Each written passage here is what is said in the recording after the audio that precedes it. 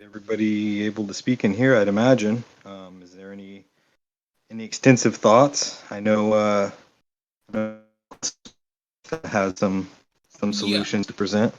I'm gonna drop some basic information, and it's pretty important to, you know, I did mention this directly to some council members before the vote actually happened, from the standpoint of it's really hard um, to try to say you're operating in a democratic fashion if people don't know what they're voting on. So I had asked, I asked in chat, well, what rules of order you were following, because again, without rules of order, there is no definition. And again, this is not bylaws, this is rules of order. Without knowing rules of order, people don't know how they can interact with the council and how the council works together and interacts.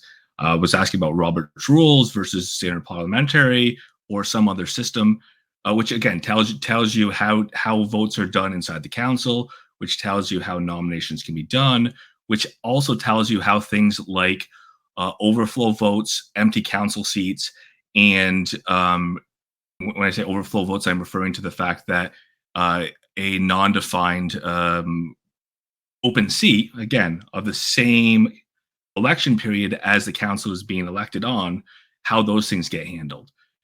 Without those definitions, the people who voted did not know how, the seventh and eighth and ninth and 10th people on the list were going to receive a council seats. They only knew that they were electing for the top 7 on that list to get seats. And since everybody was given more than one vote, they could have used that opportunity with more than one vote to be very specific about which 7 they wanted, but not the top 11. So when you subtract an intermediary member of that voted elected council, whether it's the highest voted, the third highest voted, the seventh highest voted, you are creating, again, a slide scale. So if we voted on a slide scale and that was not put out to the public as that was going to happen, how can we say that any one person elected is considered to be democratic? This is not my position, but this is definitely a position of why you have things before a vote is established that define how elections are counted, but also what happens when there are irregularities in counting, which would include if person number 7 walks out, how do you choose who takes their seat? Typically, it would be put back to the public to vote because, again, without a defined runoff or overflow vote system, it wouldn't be expectation that somebody after positions were taken or were accepted, that somebody from a previous vote would have the opportunity to slide in based on their previous vote structure. And that's a comment, but anybody on the council who wants to comment, or if you thought that there was different rules that were put out to the public so that they knew these things ahead, please let me know. No, I agree with you. So I'll speak to that. The fact that we created the problem ourselves by essentially, so either you need that voting structure defined, as you stated, before the vote happens. However, we were expecting the first players that were voted to create those rules. So we're kind of in this weird scenario, right, where we either the founders then take it upon themselves to create the structure, but then it wasn't. Essentially, the founders were chosen, not elected, if that makes sense. So if you, Yep, go ahead. So I was gonna say, if you put your hand up, if you had gone ahead, and again, I reached out to you on this snatch because I respect you. So I reached out to you ahead of time on this and said, hey, there has to be some definitions before you can actually hold that official who's in the council, how they get in the council, and this is that issue that I was seeing. If you had said Robert's rules, for example, and you said we're gonna follow this rules of Robert's rules on voting in elections, that again, they can be applied for runoff, but you have to define those up front. Then you would know what to do with the votes. But since you don't have a definition of what to do with the votes, somebody who agrees with runoff and somebody who doesn't agree with runoff, they're both going to have a valid point to say that whatever you do with choosing 7 members out of 2 or 3 step downs is they're both going to have a valid point in saying that your vote is invalid. So I don't want to tell you that the vote is invalid, but I'm telling you, without defined rules of order, and without those existing ahead, technically it's not valid by any system of election stuff. Any system of election practice. And that's completely understandable, and I definitely respect that point of view as well. I wish that things that we would have taken different steps. And again, I didn't mean to dismiss anything that that we had talked about in DMs. I just not having a council seat, but being given the secretary position, it puts me in a weird spot because I'm essentially trying to orchestrate without technically having any say so, right? So just yeah, and an unelected secretary is yeah, we had the idea, and obviously the best intentions don't always come out that way, but we had really hoped that the first, whether it was I don't want to use the word questionable, but maybe the way that the first council was elected wasn't the best, but we had hoped that by the second election everything was in place, everything was agreed upon. We had I presented the rules of order. I kind of scoped them myself. This is all. I'm not a contract writer. I don't really have that legal precedent. I build houses. So, again, like I guess we're relying a lot on the trust of the original idealist, right? The original founders. So when it was just us and there was only that many people, it was very logical that we could move forward without having like these concrete rules essentially. But now that the server's grown, there's very interesting points that are being brought up, like what you're saying. So again, we're in this spot now that we can't. I feel that we can't go backwards, but at the same time, we have to acknowledge that things that were done in the past also need reshaped and readdressed for sure. I just feel that if we can come together with the members that we have currently, and we can really mold these these rules of order and the election process, that the next one will be 100%. I guess concrete would be the word, like 100% unquestioned, just because of how detailed we can get if we really work together on it. That's just my opinion. But again, we started off kind of half-cocked, and I will 100% admit that and respect your viewpoint of that, Goldsmith. Yeah, I mean, and that's what I was worried about. That's why I reached out to you ahead of time. That's why I could not accept a nomination, is because this is the situation I foresaw happening, which is an incompetence of quorum, which means you don't actually have the ability to say you have the democratic the democratic mandate for the people that you end up having on the council to be on the council in the first place, because the rules of vote weren't defined and the rule of structure and organization weren't defined before the vote was allowed. 100% understand the idea of let's jump off and do things fast. It's just important that if that's what you're doing, you own the fact a little bit. And I think it sounds snatched like you're willing to do so. You own the fact a little bit that this is no longer a democratic process. The people who are in seats for one reason or another, but it doesn't really draw off an open and democratic election, because again, that open and democratic election has had to be superseded by overflow rules that weren't defined at the time of said election.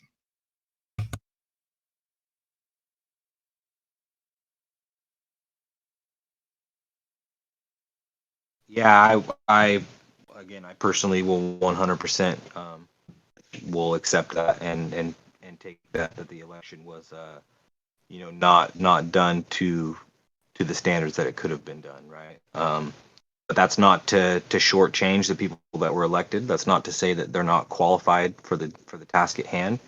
And again, I hold very high hopes that the future elections, just the next one that's going to take place, will be far better.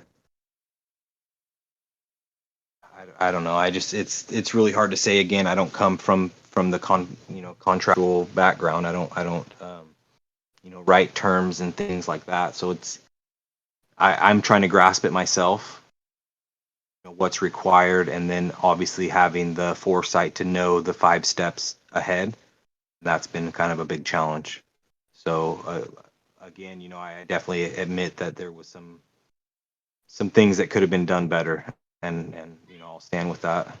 But again, I don't want to take away from a council that we have. I don't think that the errors that were made or the missteps that happened, that those people are now unqualified, right? Again, that's just my personal opinion, but I feel that we can move forward and the next election be what we're discussing now be what we hope to have for all future elections. I hope that we have that in place just by the next one. That's my personal goal.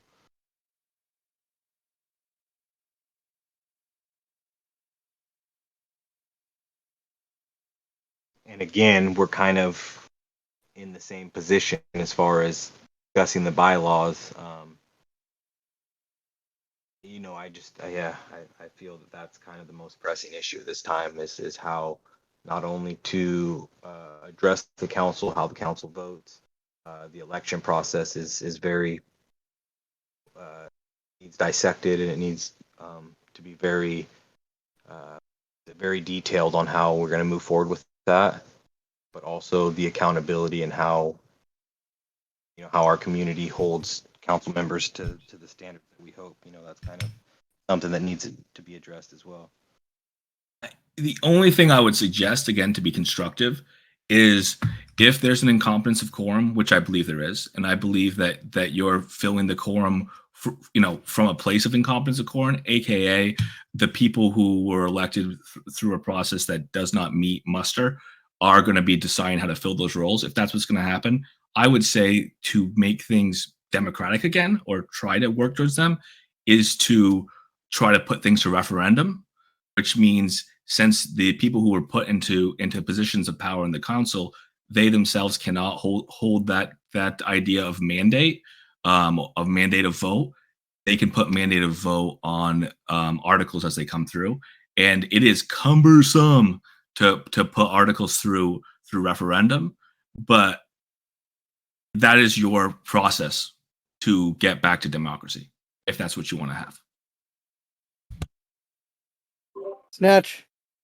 Dice says nobody can hear him. Wanted me to tell you that nobody can hear him in post-council meeting. We're not. He's in this chat with us. He's not in post-council meeting. He's in public VC. I'll go through his permissions real quick, but everybody, this channel, it might be a technical on his end is what I'm getting at. Dice, log out, log back in to Discord. Happens all the time, man.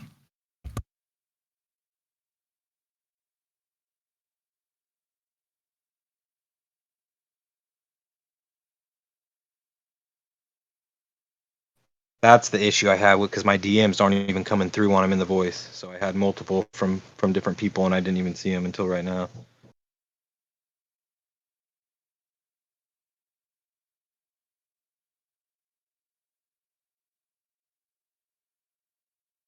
He was raising some points to your topic, Goldsmith. So I would like to have him in here. He's kind of one of, if not the original, mindset or push. You hear me now? Yeah. Jesus. Yes, sir. Good. Is there any way you guys. can turn off this push to talk thing? I mean, a lot of players in here might not have it, and that might not be why they're able to speak, but I think we're all adults here that we can. I don't know why that's on there, Mossy. Shouldn't have ever been. It wasn't there when I created it. So let me take a look. I'll fix it. Okay. Hey, Only the other channel, Mossy. This one isn't actually push to talk. It's only the other channel. You're always on push to talk. This one just has the age restriction. It shouldn't be push to talk in here at all. All right. Well, then I'm gonna go back to my setting and be on mute. I'll talk to you guys a little bit. No worries. Thank you, Mossy. The Dice Data, would you like to speak to that point? Well, yeah, first of all, I just want to say congratulations. You guys are making progress. We tend to focus on what's going wrong, so I just want to start with what's going right. We made a lot of progress, so it's not an easy thing what we're trying to do. Really appreciate Goldsmith's comments as usual. Very valid comments, and yeah, I think we just need to keep going forward. I think The issue with this is like, I think, yeah, I don't know how helpful it is to look at the past, but for some people, probably helpful to understand the whole process, how we got to where we are to today. But at some point, maybe it's not that useful to know. But the way this came together was, it's sort of the server just blew up overnight. I don't know, a couple of weeks ago, right? And so we put together. We had people vote on it, and then people realized, well, I didn't even know about this. We need more people to vote. So we opened it up. We re-voted again. And so some decisions were made just by people said, you know what, let's just have UV be the one. Let's have Snatchface be secretary, right? Did we vote on that? No. He just stepped into that role. Has been done a great job. UV created the server. Did anybody vote for that? No. So he just did it. So there's something about going with the emergent, being in that place of emergence, allowing people the authority to do their own thing within certain contexts and so on and so forth. So I think it gets tricky if we go back, and obviously we already had this conversation, and re-vote again. I think so. As far as to get to the, we don't have a Robert's Rules of Order, but as far as the rules of order that I suggested, and a couple of people had reached out to me and asked me for support, right? So what I suggested, but I'm not sure that it was followed, but you start with like what Fancy Drew was asking for. Who are the council members in attendance? You start by having someone just listing who's here. You announce the proposed agenda. That should come from the chair, right? Today we had a bombshell, right? Because we heard the chair step down. That was a surprise. So it didn't happen. But you have the chair this is a proposed agenda. Anybody want to add or change that? Hopefully they've discussed it ahead of time. So pretty much an agreement to it. But maybe something changed in the last day or so they can make changes to it. And then you have a proposal. A proposal is put out, and then there's a round where each person speaks. First questions around clarification around the proposal, unless a discussion is needed first. So it could be a discussion about it, but hopefully not.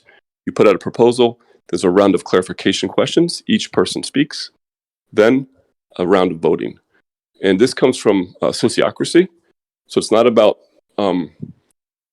what gets the most votes, and it's not about consensus. It's somewhere in the middle where it's about consent. It's either yes or no. And if it's a no, then you make a suggestion to improve the proposal. But you discuss one proposal at a time. So what happened today is we're talking about 2 or 3 things at the same time. And it created sort of a clusterfuck, right? And it's okay. We learn from that and move on. But the idea is that you can say yes or no, or I consent. It's not I'm not 100% perfect for me, but it's good enough, But if you say no to it, you suggest something different. And then hopefully you get consent by the end of the round, and then move on, and then quickly move on to the next item.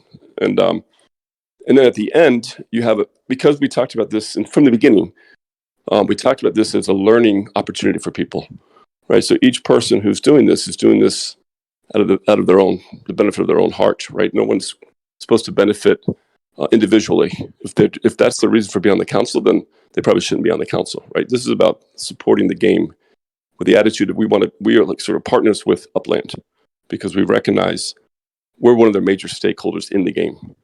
So we want to sort of represent as best we can all the voices in the game. Maybe it's an impossible mission, but that's the idea, right? And so at the end, we want to talk about, okay, what can we learn from today? What did we do well? What can we do better next time? So it becomes a learning community, and people actually develop their leadership skills from this experience. So that's how people actually will benefit. That's sort of a side thing. It's really about, promoting the player's voice to Upland to make it a better game. But as a result of that, people become better leaders in their communities, and they learn as they go. And so that's why we recommend at the end, you have 10 minutes or so to talk about how did we do as a council and what can we do better. So that's what I think of when Goldsmith was asking for sort of a rules of order. That's what I'd suggest. It's very simple and basic, and it can be amended. But I think having agreement on that is important. And then even before you do the bylaws, I think we clarify the mission. We put that out there at the beginning. People seem to like it, but maybe people want to make changes to it. I don't think the mission should change too much, but at least read the mission at the very beginning of the meeting, and people can say, "Yeah, I'm in for that," or "Let's make this change to it." I also think we should have a clear purpose statement. What is our purpose? And that'll give us direction.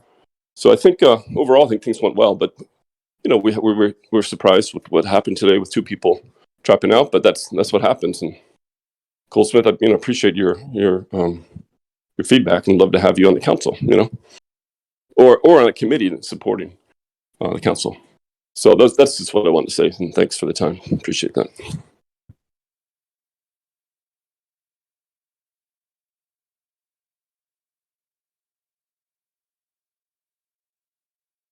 But, this is the time for anyone to speak, so that's my feedback on it. But love to hear what other people thought. How was the process for you? What could we do better? How can we improve?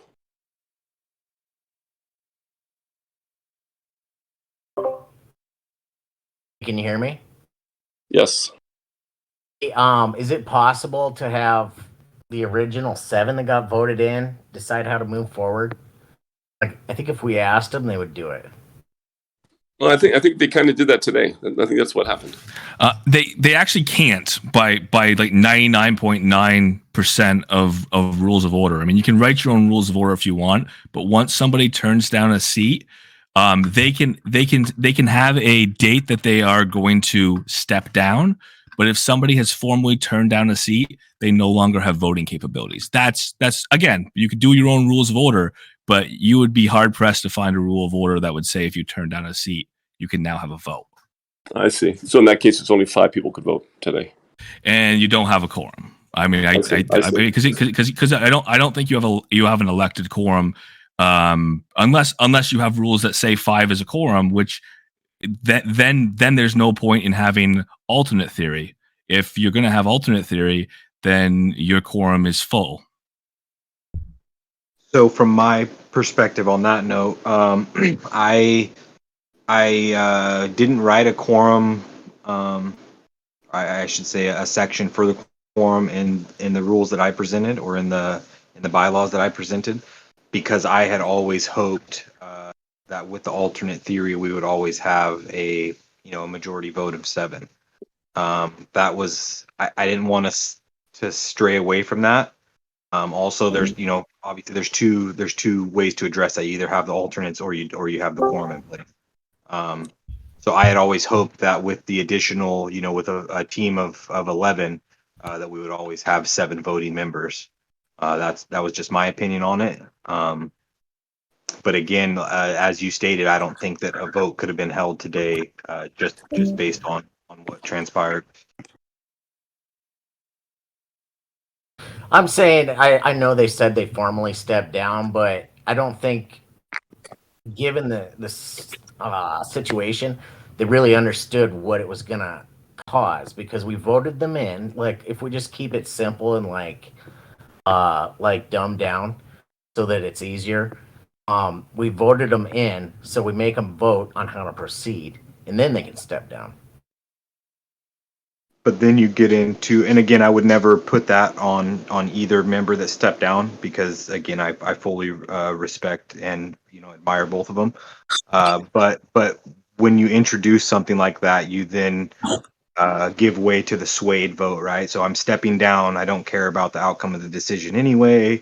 So then it brings into question if it's really for the best of what's at hand. And again, I would never put that on the individuals that did make that choice today. However, for future, it just doesn't sit well with me.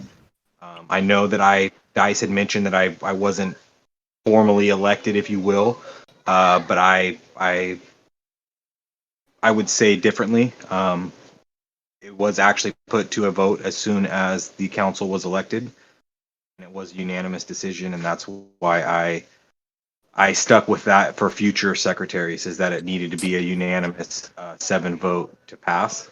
I know that I personally view things differently than what the council would, and that's okay. But in the position I'm in, I have to play that devil's advocate. So, Such face, but if I misspoke, I apologize. The point is, no, not at all.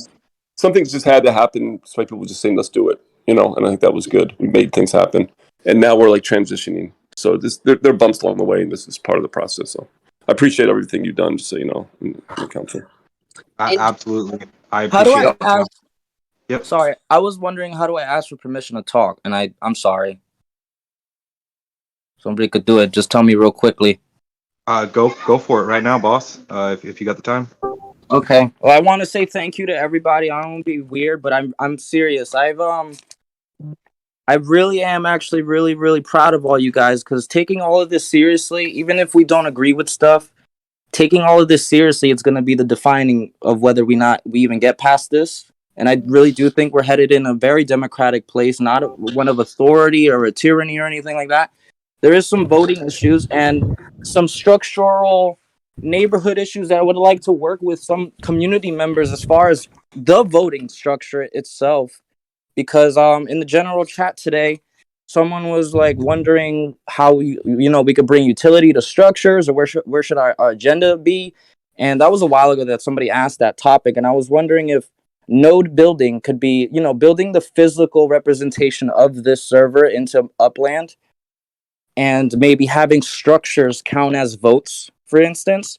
And I laid out a thing today talking about how, if you own the most structures, you would earn a seat or whatever, not a council seat. But also, I'm not totally sat on that idea. I just think that there is utility to structures and utility to wherever this server is going, whether or not it's becoming too authoritative and we're using, Radish Head to go talk to Upland to help us with our ideas, or whether we're trying to help each other's properties values go up, just by being in the community itself, period. That alone brought, people to drive in. Like someone said, the server blew up overnight. And there's a lot of people that are like not really arguing with each other on the server, but have differing ideas. And I truly wanted to reiterate to everybody that we're safe, that I can tell that we're working together and prosperously. I know it's a little awkward right now. And because like Blue Rain, first thing she did when she jumped in, she dropped a structure document, starting this conversation almost. And I read it and I really liked it. I didn't agree with everything on it, but that's the kind of stuff we need. We need prototypes, and we need people who are actively making rules, whether or not they're in the council, and they need to be respected too, because these are the actual members that we are voting to represent. Radish Head is a cool dude. He really is a cool dude. I watch his videos all the time. I don't know Radish Head. I don't know what his next plans are. I know he's a good dude, but I still have a problem with giving him full, complete authority power. I'm not saying we are. I'm speaking, hypothetical, where some people are feeling that the council members have more voting power than they should have. I have griped on it today. I have griped it today with some other people. And I want you guys to take what I said with a grain of salt. I understand where everybody's at. Even you who created the server, I don't really know how to pronounce your name, but you were talking about how, you did things because you already did things, how like you started the server and you were essentially voted in, on a need to know base. I don't know what the proper saying for it is, but I agree with that level of competency. If you could, like, I forget who was saying it today, but somebody filled in a role out of emergence, right? And they did a very good job at that role. I don't want to get too hung up on the emergence part, because there's going to be a ton of emergence and roles available for people. People are going to be stepping down. I see it already. It's happening. But the cool part is that we really could come down here, and even you and even Radish Head and even Blue Rain, there's serious actors in this group who can point out the flaws, but can also come up with ideas. And we're completely safe. There's not a single day, and we can talk about meetings over and over and over again like we actually do, but that's still progress in my eyes. And I know we're going to get over this leap. And I have beautiful freaking ideas when it comes to node building and the next step for our agenda. I'm not shilling. I don't want a council seat, nothing like that. I really do think that we're really close, because everybody is like coming up with ideas that are so similar to each other. And yet, some people, they want to own the idea. And that's really where I think we're at right now, where we all can have the same idea, but we're scared about who's going to be in position or not. I have no problem being volunteer, but I know for a fact I don't want to be leader. And we cannot hold or have meetings where I can potentially be leader and not want to, because that's what exactly happened. You know what I mean? That is exactly what happened. Whether we like it or not, whether we were prepared for it or not.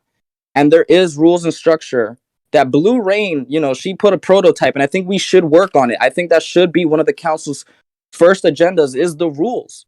The rules as far as voting, the rules as far as showing up. You know, you can show up every day and or not show up every day and get voted in and voted out. You know what I mean? Like there has to be some level of balance where you can be compensated for your activity in the server. I was hearing a lot of conversation about that, like how do we compensate leaders and shit and stuff like that. Excuse my language. But there will already be compensation for them. There will already be compensation for all of us, especially if we work together. Sorry, I'll stop talking. I'm ranting, but I just wanted to tell everybody here that I really like you guys. I really, really do. You guys like made me smarter today. You know what I mean? And I'm really happy to be working with you guys. And I know for a fact that we can get through this. We should stay focused though. I don't want nobody getting so mad that they leave or so mad that they kick other people, so mad that they don't vote. Things like that are going to happen too. And we have to prepare that as social, you know, we have to pretend like we're living with each other now because that's what we're doing. We're trying to build the society together. And I'm done. I'm done with my rant. Thank you for your contribution, man. It's helpful. I just wanted to really say thank you guys, and I'm muting myself now. Yeah. I know, Fancy Drew, did you have a question? Because you had asked a question earlier. I would like to speak to that if Fancy's not. And I would just like to say, just for clarification, the members of the council per se don't have any more power. The speaker or the chair, the council chair, doesn't have any more power than the fellow council members. It's essentially just the added responsibility of holding the reins to the meeting and essentially being the voice of the decisions that get made by the council. Theoretically, the rules of order that were presented, there would be only one person that quote unquote would hold the power, if you want to consider the permissions to the server power, and then that would be the secretary role. Again, yeah, that's a good point. I appreciate you mentioning that. Like, yeah, so you guys talked about having the chairman be the one to speak to Upland when the time comes, and that was talked about today, right? It wasn't voted on yet, and you're right. Everyone, we don't have. That doesn't give him more power than anyone else. He's representing the council, and the council represents the players, and that's a role that can be shifted around. You guys could decide someone else takes on that role. But today you talked about it as the chairman, and it's up to the council to make that decision. So I think that's a really important distinction that you made. Appreciate that, Subface. Also, I do want to speak on the fact that Blue Rain did really go above and beyond and provide the samples and then really work on presenting something as well. So I definitely want to commend her for that. Thank you. And again, go ahead. Sorry, just to finish that up. And if anybody from the community is unable to see the council chat, it's not open for the public to submit thoughts there, but they are more than willing to pan through everything, download any bylaw files that have been presented to kind of see where we're at or anything like that, right? So again, transparency is our number one goal, especially. So I just want you guys to know that it is, there is work being done and we're progressing. However, some may not see it because it's in another channel. So just be aware of that, and you guys can kind of check in and poke around anytime you want. Yeah, I just want to underscore the point that the last speaker made, that without saying it directly, and I agree with that, everyone is here for the right reason, as far as I can tell. And I really appreciate that. People are here really trying to make this a better game. And of course, we'll all benefit that way. But it's not for selfish reasons that people are on the council. So it's super important to understand that.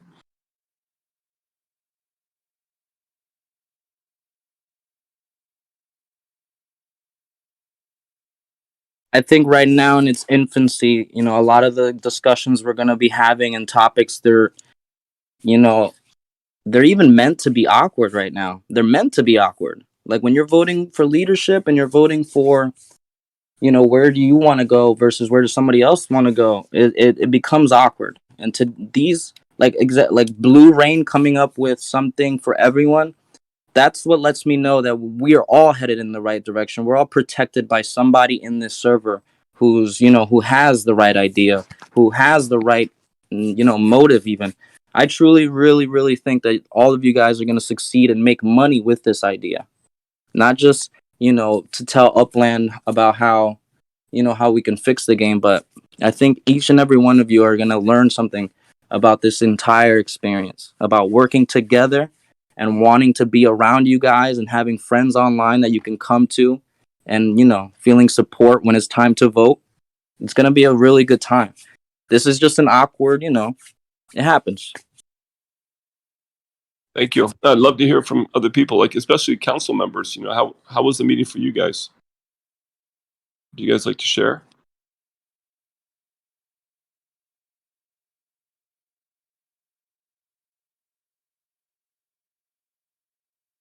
Very quiet council.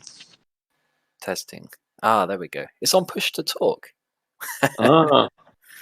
Somebody, that's a personal setting, Radish. Just so you're aware, it's not. It's odd. Required When I moved on to this chat room specifically, it said, "Oh, you have to be on push to talk here." So I'm not sure. I'll have to figure it out. There was a setting on. It wasn't there initially, so someone must have changed it. But I fixed it back. So if you try leaving the channel, relog. Who knows? Just leave the channel, come back in, and it should be fixed. I just wanted to just say a few words, really. I know we didn't get a massive amount agreed in this session, but it's been really great to hear from everybody, both the council guys and the public as well. And honestly, I don't think we're giving enough credit to Weezer and his inspirational messages there. And I just want to alleviate his concerns. I've got no interest in being more influential than any of the other 7, right? Just because I've been designated as the chair or whatever doesn't give me any more votes. Yeah, I'm super enthusiastic for pushing this forward. I think even if some of the things we're hoping to vote on didn't go through today, we've kind of established more of that foundation on what we do need to vote on in order to progress to the juicy stuff. So the discussions are happening, and the fact that we're taking our time on this stuff at the beginning is the most important stuff of all. The bylaws and the foundation of how we're going to regulate ourselves. All of the point of orders and the way that elections are carried out. It's so important for providing legitimacy to the group. So I'm more enthusiastic about this council than ever before by how seriously people are taking this. I can't wait to attend to the next session and get the ball moving even further. So thank you, everybody. And happy for anyone else to jump in. Thank you. I second everything you said, Radished, and I appreciate that. And I guess the one thing I'll say real quick in between my phone going nuts is I highly encourage people when you have a moment to check back into the server between meetings and keep the discussion going. It's wonderful to see the surge of activity that we have around the meetings, but I sure would love to see the discussion continue at even 50% or 25% of what we're seeing today in the times between. I feel like that's when a lot of the work can and should be accomplished. So I highly encourage everybody to check back in and please participate in the times in between. It's truly necessary for this idea to succeed.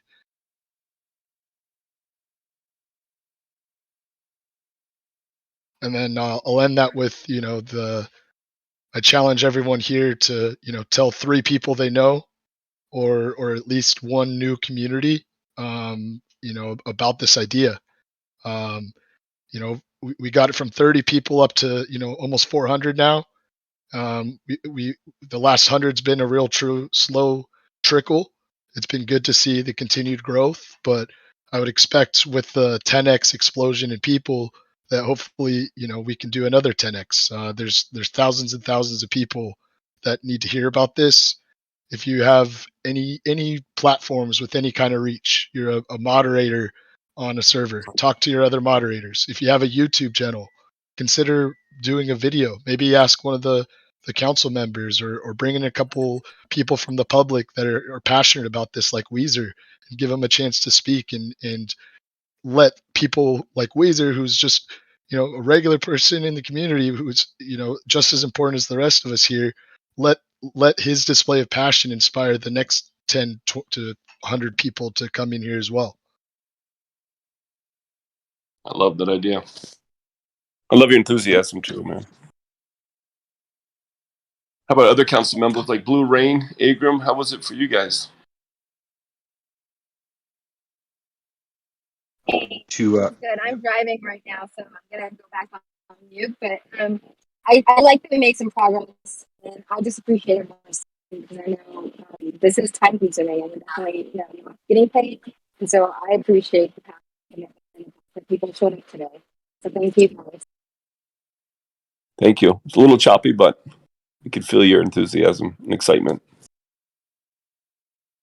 So Dice, I have something for you. Just a second. I don't mean to step in. On to UV's point, we do have an outlet.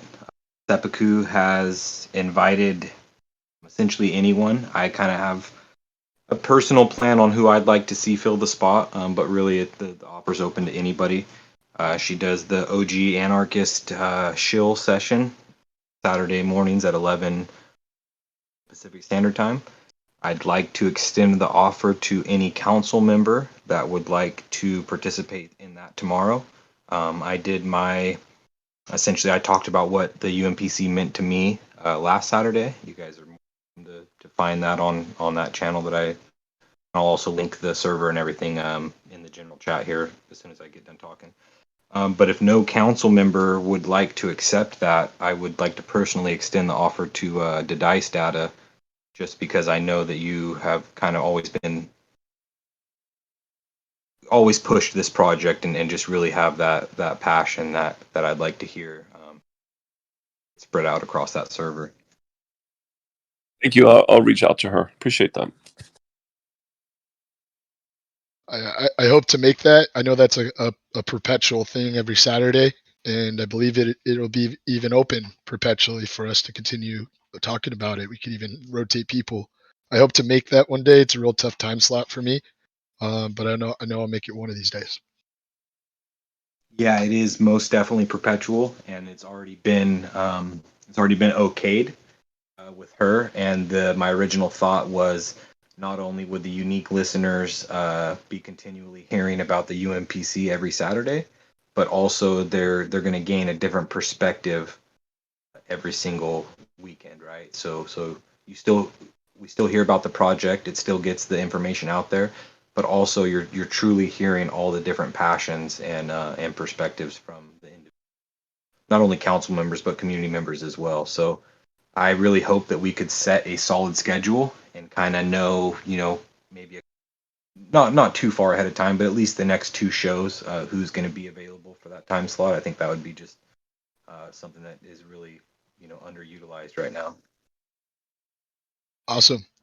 Agrim Tawani said, well, my mic doesn't seem to work, but I wanted to say that it was shocking in the beginning to see two council members step down, but it all worked out, I suppose, and I'm really glad for it. Thank you, Agram. We have a lot of diversity on the council too. That's the other thing I was thinking it'd be nice to hear, like a little introduction. Radish, if you're still with us, maybe next meeting you can have each person sort of give a quick introduction of themselves. And I know Agram's from India. You're from England. Blue Rain is from Brazil, I think, and everyone else is the U.S. But at least we have 4 countries at least represented on the council, which is pretty cool. So yeah, I'm happy to start off the next session like that. Yeah. Thanks. Where are you from, Blue Rain? Chicago, but we see there. Chicago. We see one of our opportunities from it. That's right. That's right. Sorry about that. Cool.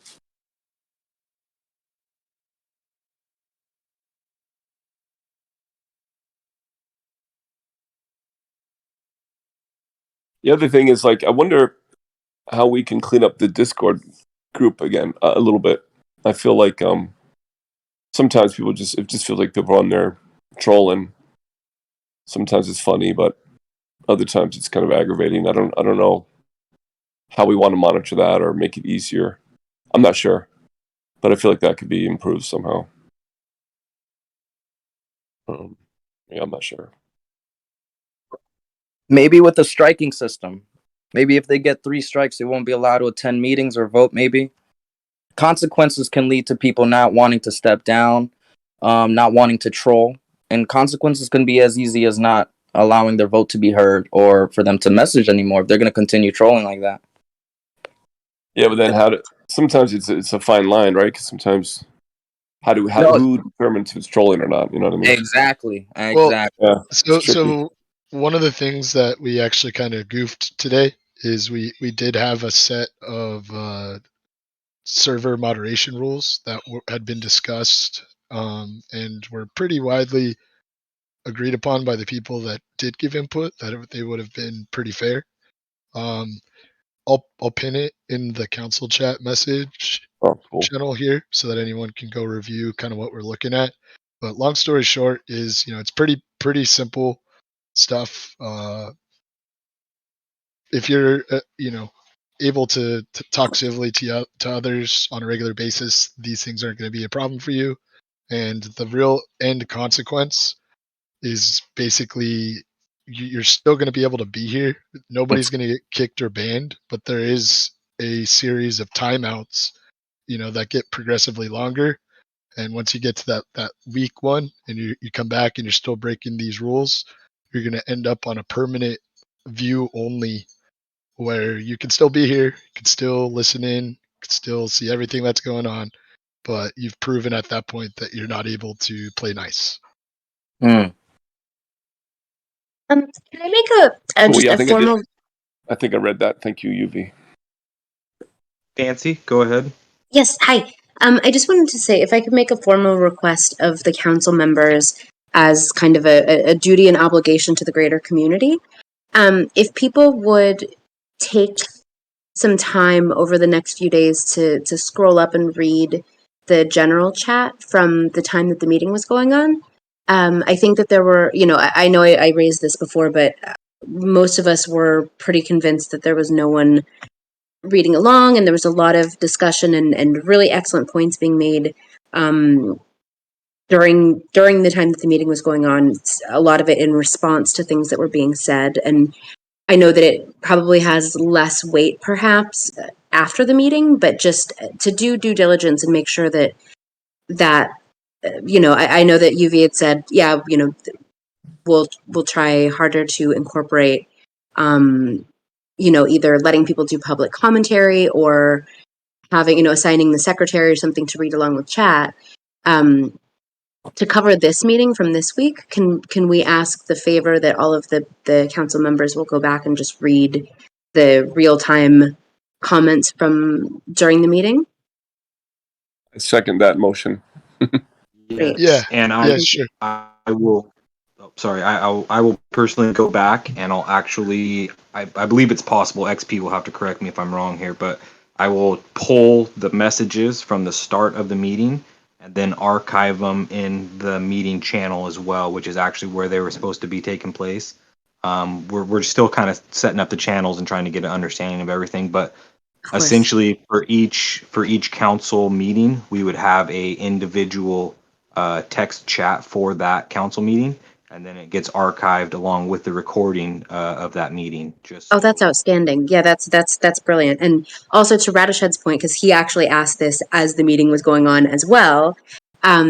We were all of us non-council members were having discussions in general, and he popped his head into general. He's like, "Are we supposed to be talking in the council member chat or here in general?" And so I think that, again, looping back to the point of, having at least one person have eyes on general, maybe establishing a blanket like ideal condition to have either keep the council members like chatting about specific things in one place and also acknowledging the chat in the other place, or keeping all of their discussions to the council chat, or however you want to do it. I think there was some confusion from both the observing members thinking that we were going to be participatory by being in general, and also the council members themselves not being aware of the additional conversation or not knowing whether they were supposed to be there or not be there. Like, just some kind of guideline on that I think would be really helpful as well.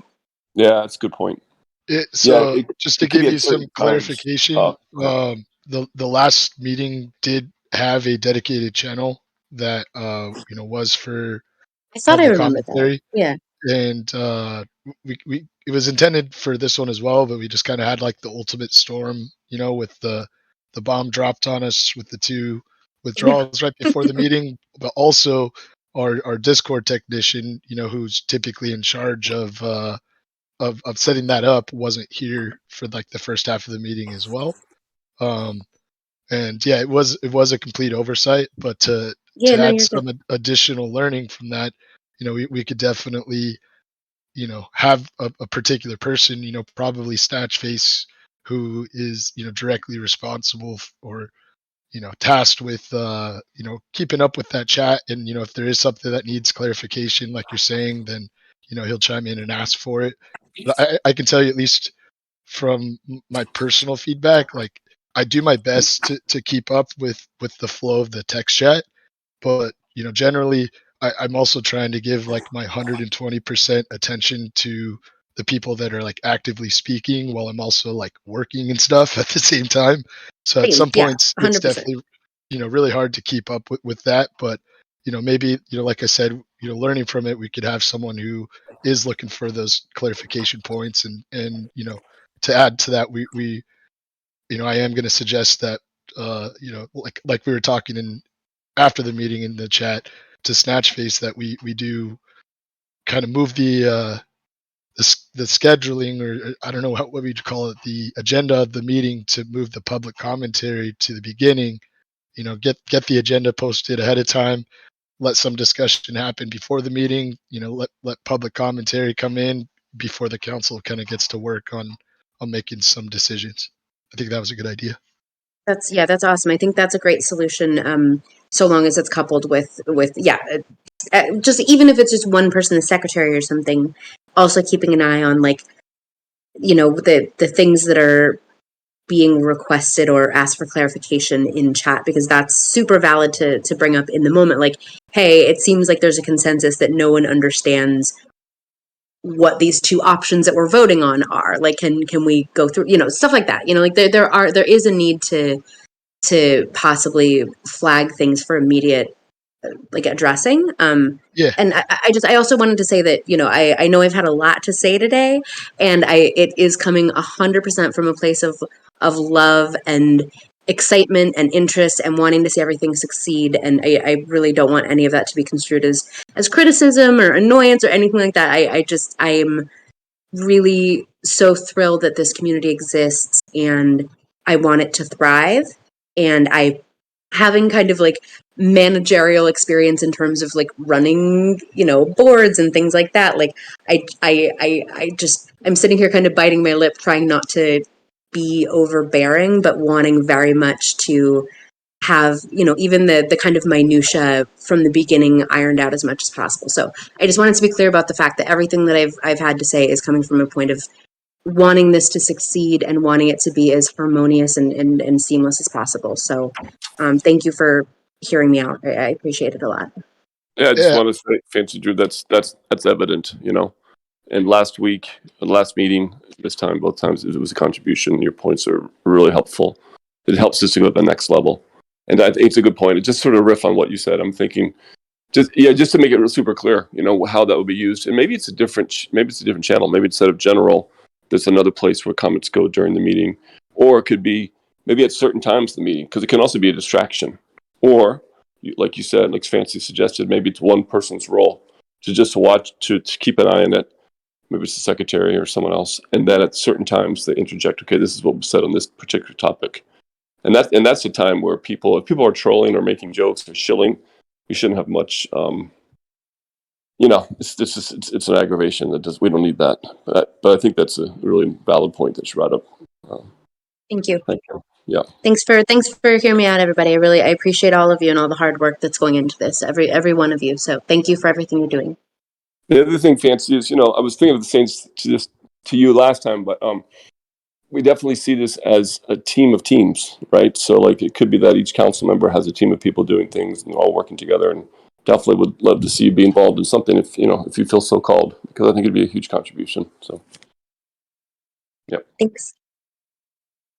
I can't speak for anyone else, but you know, I think overwhelmingly everything that you point out and say, you know, isn't just a critical point. You know, it also comes with a solution or an idea on how it could be done better. So I always will appreciate those. That's how things continually move forward, get better, make progress, kaizen, and I appreciate your time and encourage you to keep on with it.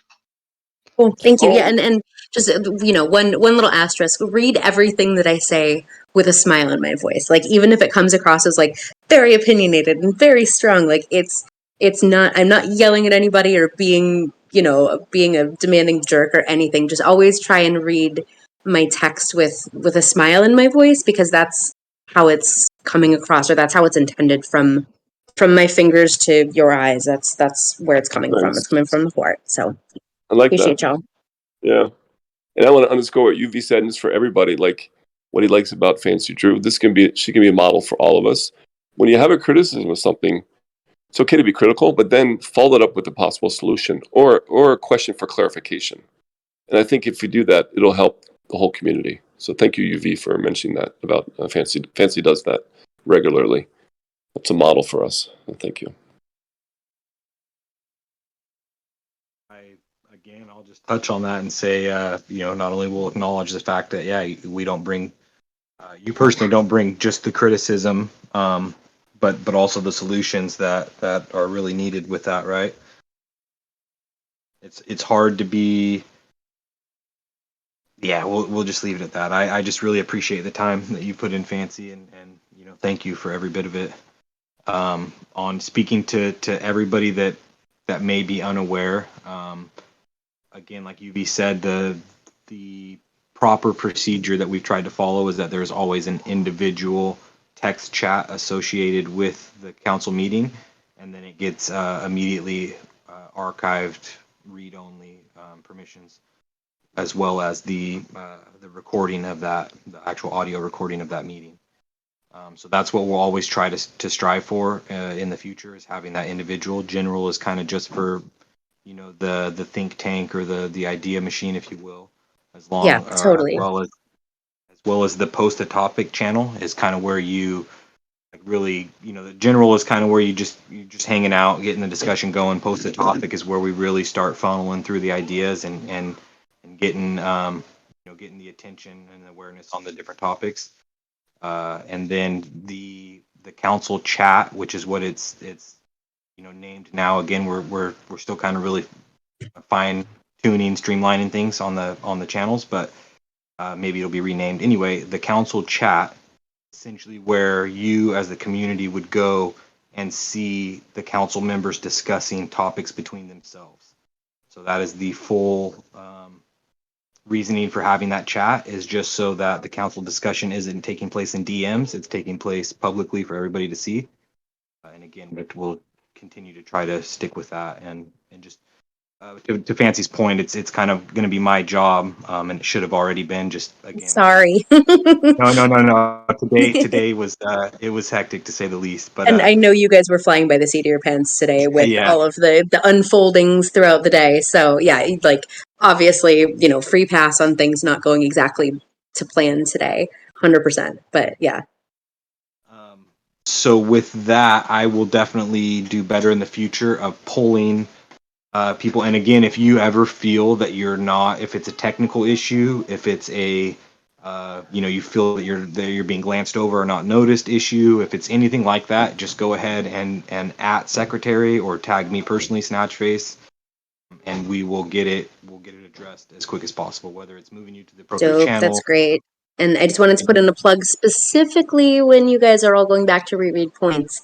They may or may not be relevant now or whatever, but I found a lot of what Goldsmith said to be gold. I mean, like he's obviously someone who is very, very, very intelligent with this sort of thing and has just the right kind of brain for this sort of thing. That he made some very salient points that I would just urge the voting members to go through and actually, it's a lot of messages. There's a lot of chat, but if you do actually stop and pause over anything specific, I would really urge it to be some of what Goldsmith had to say, just because he comes from a place of knowledge and experience and interest in this sort of thing. So that's all. The end. No more shilling. Done. Yeah, and also with that, again, I'm gonna leave the general chat how it was. So essentially, it will always be there forever on what was discussed. But I'm going to pull, technology providing that I'm able to do that. I'm going to pull from the time that the meeting started until this time now, and transfer those to the archive channel, just so while watching the recording, because it was recorded as well as this conversation we're having right now is being recorded. Awesome. So I will add that, just so we have the archive, so you can kind of go through it and differentiate between general chat versus the council meeting chat. Awesome, thank you. Anyone else who hasn't spoken yet that would like to give feedback or comments about the meeting today? Or anything related to the council? TXAG, you want to speak? Your name came up today. Maybe it's not here. All right. I think if you guys, it's Brad, TechSag. If you guys just go back in the general comments, I put a lot of stuff in there, and I'll send some stuff over the weekend. Like I mentioned, I sat on school board, I sat on city council for many years, and I'll send over. I know you guys don't want to run it like a governing body, but my point is that while you don't want to run it like a governing body, it sort of acts like one in the sense that your constituents are the public. You're representing us, the upland. So by doing so, you kind of have to run it in the same manner. And so I'll send over kind of how we run meetings at city council, how we ran them on the school board, and give you guys something to work with. I appreciate that you guys wanted me to move up into the alternate, but I declined that. I think my role as a researcher and as a business owner, I'm better suited down the road, possibly for a spot. So, hopefully we get that all worked out. But yeah, all my comments are in general, so I won't rehash them on here. Thank you. I definitely think that's a contribution. It kind of dovetails with what Goldsmith was saying. TX, can I ask you this? This is just a hypothetical, but if serving as an alternate didn't count against your ability to serve 2 terms as a fully elected seat, would that change or sway your decision or make you reconsider declining the alternate position? Definitely. Yeah, that was the only reason, to be honest with you. I didn't want it to count against 2 terms because I really do think that my research background is going to have a lot more benefit in providing something to move forward to Dirk and Adon in a real professional and researched manner. And so, yeah, that was the reason. I can tell you, I've had some, thoughts about this, because obviously that was initially my position. And when I was in that position, I didn't feel like it was my place to start, making guidelines on necessarily how it should work. But, my thoughts are exactly that. I don't necessarily think it should count against your 2 terms myself personally. And obviously that's open for discussion and I'm just one person, but if it came to a vote, that's how I would feel about it and how I'd vote for it.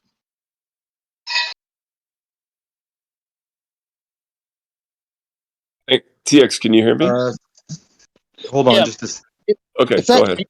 Sorry, if that changes, if when you guys get to the bylaws or that changes and there's an opportunity, that's the problem is I have organizational experience with nonprofits. I started a nonprofit after my son passed away. So I've had one of those in place for a lot of years, and I sit on some big executive boards in the country. And pretty much that's kind of my full-time job other than owning businesses. But I don't even run them. So I have just a good management team in place that runs everything. And so I feel like I could add something, but I just don't want to risk the background that I have in research. And mainly because I got blasted by Dirk one time and I learned my lesson and presented things in a manner that he understood. And we've talked about that before, but yeah, if it didn't impact my ability to potentially help down the road, I'd be inclined to sit as an alternate. The way I look at it is, especially now when this thing's a fledgling, I don't see a reason to necessarily put restrictions in place like that, especially considering there's already a provision in the bylaws that's going to allow for changes in the future. So, if it becomes an issue, the discussion can be had, and there's a provision to get a new bylaw added or amended to change it. So I don't mean to cut anybody off here, but I'd really like to hear XP's if he's available. You've made some pretty great concerns. You brought up some great concerns, so I'd like to hear your side of it if you have a minute to chat.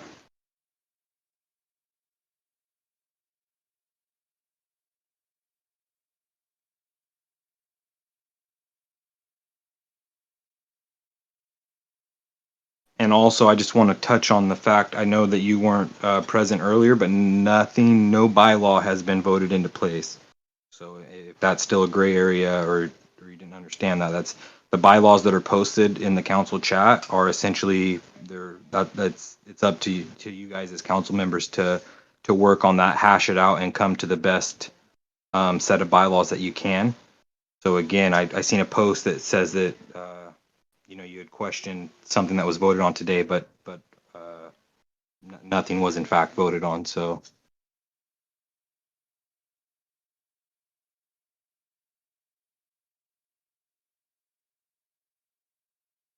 CXAG, I also appreciate your contribution. I know we've spoken before, and I definitely think that'll be useful. Your background with creating nonprofits and sitting on the city council and the research, so and ability to speak with upland founders at their level. That's one of the ideas from the very beginning, and so I think we've already made that clear. So I think you'd be even if you're not on the council, definitely would be a contribution.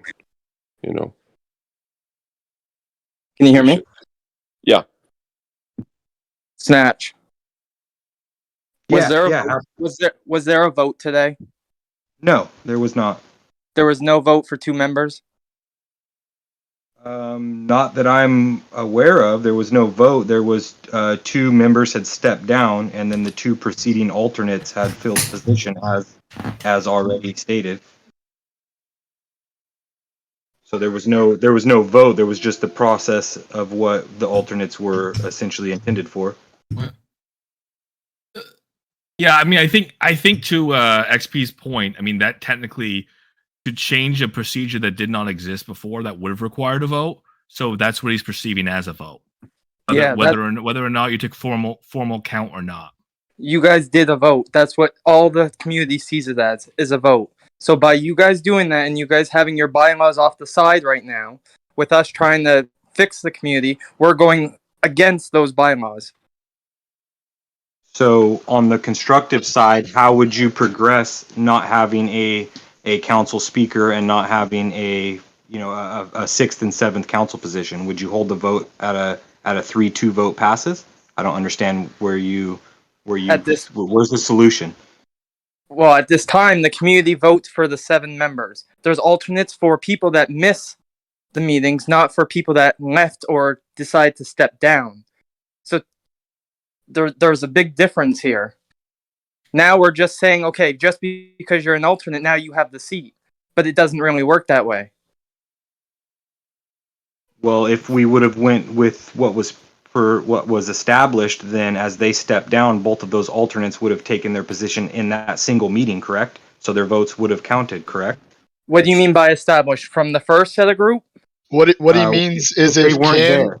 if Cam and Mossy had never accepted the positions in the first place last week, that would have bumped the next two people up to accept those positions. That's fine, but they did get nominated for those seats. So we can't talk hypothetically here. Well, and then they stepped down a week later, so we're just continuing off of the same fresh data set that we just took a week ago. But let's hear X's point. I'm just trying to understand the solution. So essentially, if say Mossy and Cam, instead of stepping down, just didn't show up today, you know what I mean? It would be the same. The same two alternates would still take the place. So correct. I understand that it's semantics at this point, but essentially without tearing down what's already been completely established and starting with a blank whiteboard, there's not really. That's the process that was in place as far as alternates stepping up in a situation where the council seat was vacant. We didn't describe why the vacancy took place or what vacancies would be considered an alternate to step up.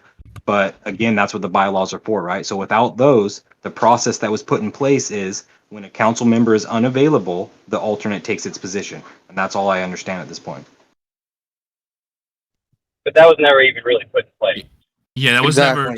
So there was so I will highlight XP's point. And I did make it in a little more detail before, but XP's point, and again, XP, correct me if I'm wrong. I just want to support you, my friend, and I don't want to overspeak you. But I think his point is, since those rules were never highlighted up front, and since people actually accepted the seat, not accepted the nomination, accepted the seat, you can no longer go back to a previous vote and use that for overflow voting, because that was never given to the people as an option. They never anticipated that to be an option, and they never anticipated their vote to be used in that way. Therefore, and again, correct me if I'm wrong here, XP, he's concerned that you're misusing the prior vote. Is that correct, XP? Correct. And I'm only saying this because that's how I see it. And believe it or not, if you go back into the general chat, there's quite a few players that did say the same thing. We should have the community should be voting for who's on the board. So to my again, and I'm just trying to understand and respect the point of view that you're given. To my understanding and what was voted on, again, I know that there wasn't any proper procedure at that time. We were trying to get the ball rolling, if you will. But to my knowledge, it's an 11-member council, not a 7. There's only 7 voting members. So it is still an 11-member council with having 4 alternates. So they're never 11 should be voting. You don't see a town council have 10 or 11 members and some of them are sitting in the back row waiting to vote. 7 people show up. I understand the means of an alternate if someone's not there at that time. But like I said, to fill a position that they weren't really voted on specifically for that spot, the community should vote. It should be up to the community, not to us board members, to decide what's going to happen next, even though our bylaws are not in place yet. Because if you think about it, as a member coming into this community, right now we do not have bylaws. So anything that you guys pretty much are saying, players have no clue because it's not written down. There's no set rules. And I'm not saying that I'm not saying that I justify that. I'm just saying, as a community, we need to see everything playing out, and nothing has been playing out besides the fact that we are in the process of getting these bylaws started. So if we got these bylaws started, and like I posted a photo, we should be following our own bylaws, not doing our own thing. But the point is that until the bylaws get voted and a majority vote passes, those are just notes on a paper. So we're going with the original construct of what those 12 people had passed.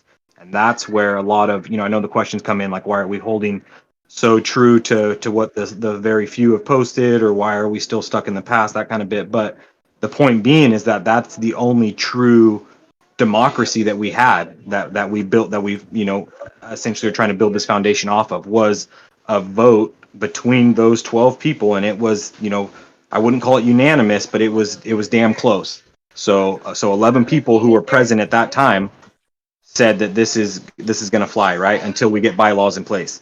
So until we have those bylaws in place, you're essentially relying on what the founders presented, and again, without tearing it all down and starting over, we have to go with the, I understand that it may be different than how other councils are ran and things of that nature, but again, like, I just, we're just talking about the vote. Okay, UV stepped down. He has more votes than the member who had stepped down today. So to say that he didn't have enough votes from the the community, or we couldn't use those votes to then promote him to council, I find that kind of farce. I respect the opinion of it, and I see that in the future, if bylaws were in place, that's something that we would hold strong to. But again, it's like, how do we dance around us doing something wrong when there's no rules for us to say that was done wrong? That's just personal opinion at this point, right? All I gotta say, and I don't mean this in a bad way, and I hope some of you can understand where I'm coming from. But right now, where you guys stand, you guys look like fools to some players. And I say that because of the way that you guys are doing stuff, and what you're saying are two opposite things. So what I would say on that regard is, those players who consider us fools, I encourage them to step up at the next council election and really shape this thing into something better. How can they come here and try to believe us if we keep changing stuff ourselves? And that's what I'm trying to get at. Here's another voice, X Gamer. Everything you're saying is legitimate, and it's not. There's no easy answer. But you could also say that if we do what you're saying, people will say we're fools, right? So we can't win either way. So I know I can put something in perspective. Okay, because they're going to say, like what he said, we don't have a bylaws. How could they're going to change the vote again? We thought we already voted. So, the thing is, I'm impacted personally because I'm on the council. If I'm one of the alternates, so I probably shouldn't be speaking. And to be honest, it doesn't matter. But I think that's where I can make my biggest contribution. So I'm excited to be on the council, but I also will just obviously I'll agree with whatever the council comes up with. However, I just think that if we keep doing this, we're not going to get where we need to go. I know we need to go slow and fast at the same time, but the idea is, if we can easily have that same opinion, if we go back again and say this is what happened.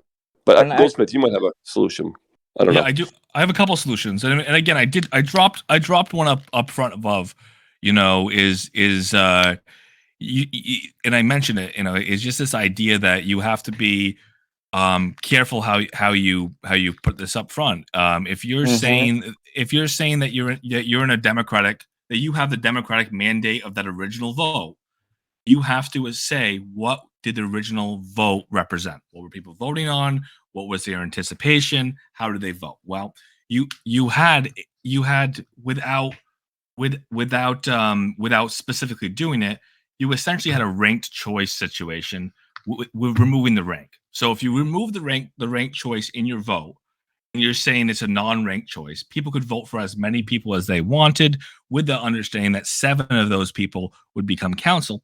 You have the logical interpretation that people are going to push towards the 7 people they most want to see on the council. So if that is what was done, then having the concept of an overflow without specifically addressing that as a real possibility before the vote was done runs your overflow as invalid, because again, you didn't have a one person, one vote circumstance. You had people voting for as many people as they agreed with, and people obviously have a construct to how many people are going to be in the council. So by changing the rules of the number of votes or tallied members that actually get pushed into a elected position, you have changed the way that people would have voted. Therefore, you're no longer representing what the people are voting for by your use of their votes. Can I put something in perspective that happened to all of us recently? Most of us. Kamala Harris, right? She's the vice president. If something happened to Biden, she would become president. There's some people that were led to believe that was the plan the whole time, that he was going to get kicked out of office anyway, just so she can become president. Now, under law, that's automatically what happens. But there's some people that would like to vote for that not to happen, because obviously that's unfair to purposely have someone who's going to, win every time, but then have them step down just so the next person can come up. And yes, that person has votes, but I also believe that there's the reason why I complained about it today was that every opportunity that any of us, council or not, has to vote on anything is another opportunity for us to be interactive in this server in itself. And I also believe it's safer that way. Isn't it not safer to vote? Like this really is semantics. I agree with the both of you, and I hate where we are right now, but like that's why, I didn't vote for Biden. Because I saw that kind of like, even if that was the sort of, like, I don't believe that was the idea. I believe, Biden's okay right now. He's not the best, but he's okay as in health wise. And I don't really believe that was the idea, but that's one of the reasons why I didn't vote for him, because of how he presented that. You know what I mean?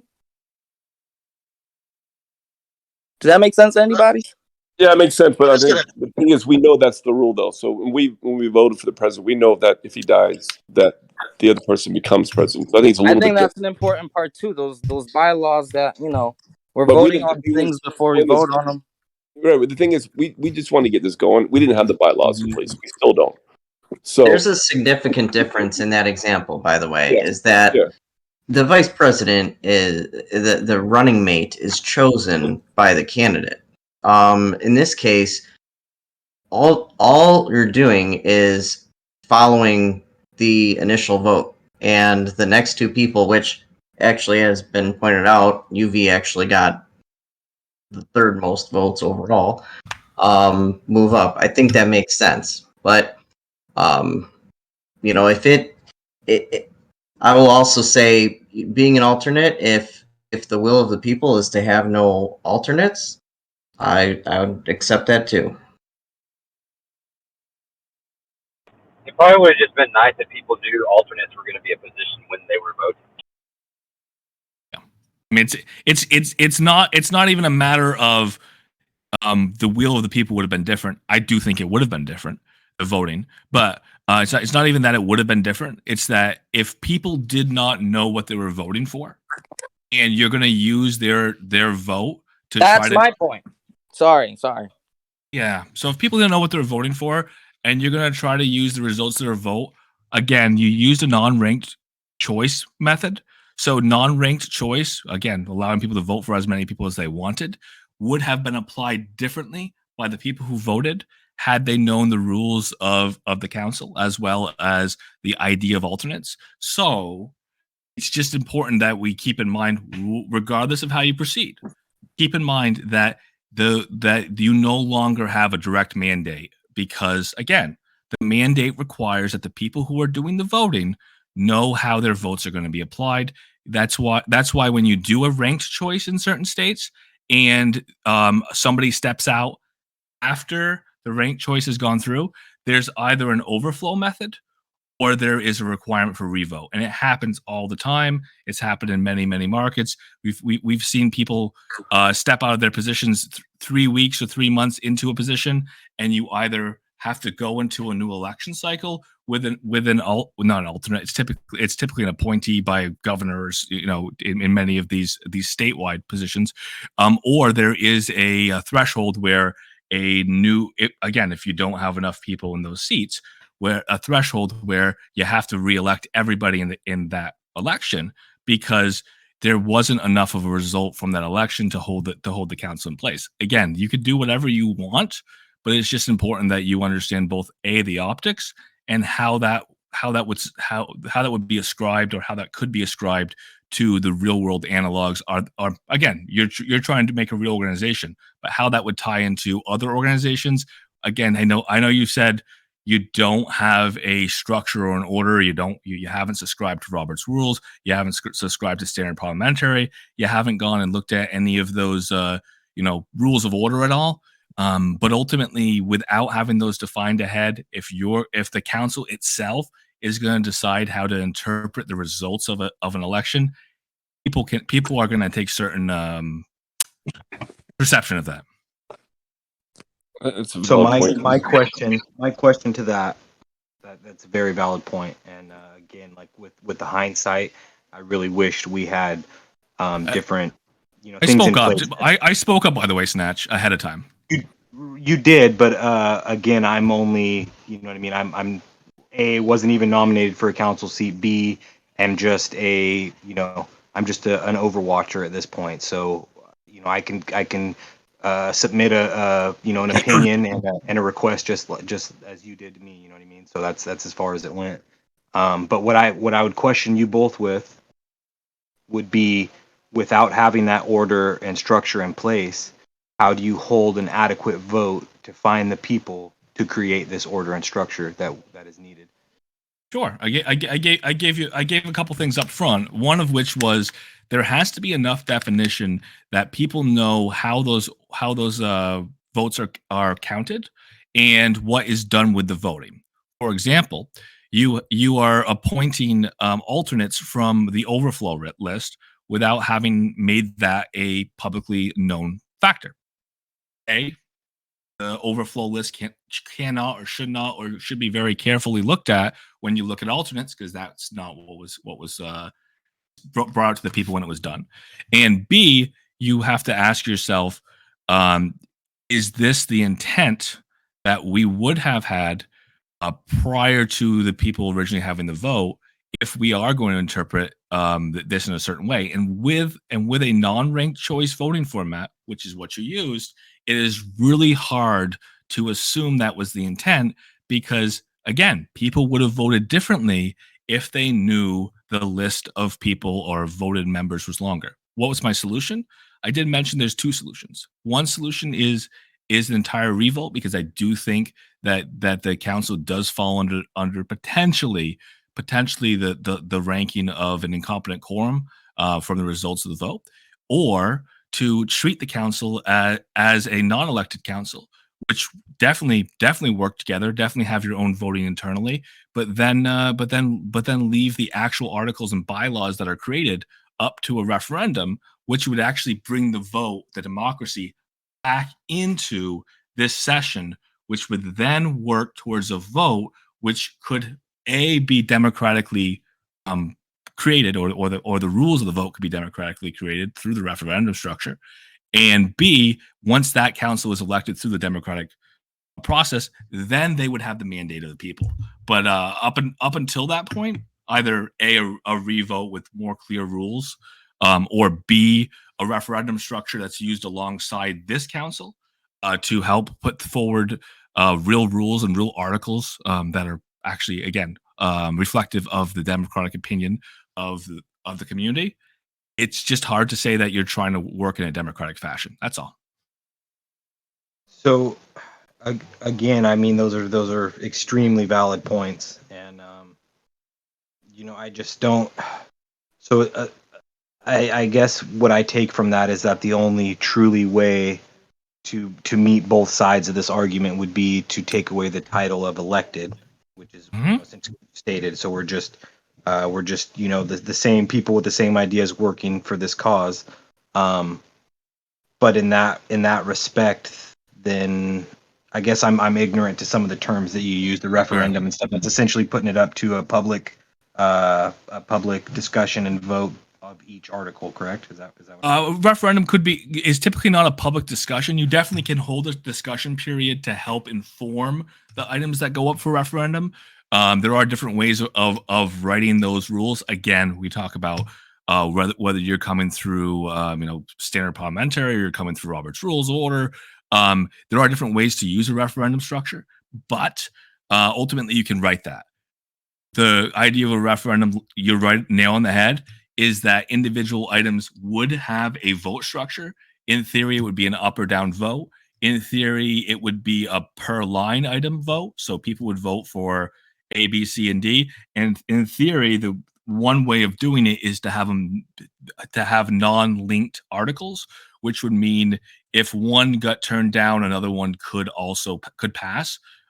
Linked articles obviously means that if you lose too many, or you lose the wrong article, then the articles that are attached or that share a mutual vote structure would also be removed. So There's a couple ways of doing that, and it gets cumbersome as heck to do it that way. But again, you can do it, take that level of effort, or you could say this is a players' council, but again, take a step back from the idea of a mandated vote. Because that mandated vote is kind of, I think, is invalidated by some of the overflow structure that's being used at this time. So then, to the point of the referendum and doing the line, holding a vote and for time constraints, obviously, would you say that it's adequate to still have the same, obviously with a strict elected title, no longer calling them elected, but essentially having the same group of individuals cast votes for yay or nay? Do you think that would still be appropriate, or do you think that it's best to just go back to a complete whitewash and restart? But essentially, you still have to put in place a voting structure, vote the council, and then the bylaws would still have to be created. So you can have a non-elected group put together the constructs of a vote. But to say that the election process is democratic, you have to apply the individual votes in a way that has been described to or supported by documentation or, again, speech. You told people how their votes should be applied. It sounds to me, and again, this is from watching your overflow structure and from being part of the voting structure, that it was not communicated to the people as they voted how you would do alternates and how you would do overflow to get back once people left the council. Again, they did not turn down a nomination. They accepted a nomination, they accepted a vote, and then left the council. So that was never communicated. And again, that's essentially filling a role based on prior election results, which we do not then necessarily see in any real democratic system. Again, unless you have an overflow system that is giving you that type of format and structure way ahead. So you could do whatever you want ultimately, but I would recommend that if you want to bring back the democratic to the circumstance, either you follow a referendum structure and TXAG may be able to talk to this as well, because again, if he sat on councils, been part of councils like I have, he may have seen a referendum structure as opposed to council votes. But council would still be able to come up with referendum items. You'd still be working collaboratively to come up with things, but the referendum structure would essentially say that if things got voted down and there was a hole, you would either fill it with the council and then go back to referendum to get them put through. Again, very cumbersome. Or you'd end up with holes in your articles, which is very difficult to deal with. Which is why in many cases, when you have incompetence in a quorum or incompetence in a actual election process, you say, "Ooh, it's all bad." It can be a required refresh with greater clarity on the voting process. Again, I'm not telling you to do either, but I am suggesting that if you are coming from a room of, I really want to have that mandate, want to say that the people put us in this position, one or the other really should be looked at as a serious solution. So I appreciate every bit of knowledge that you're dropping on us here.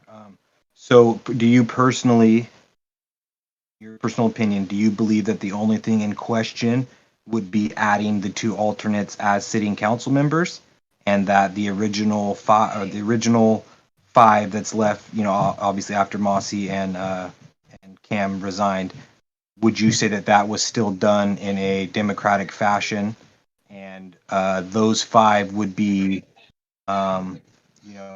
be able to hold the vote?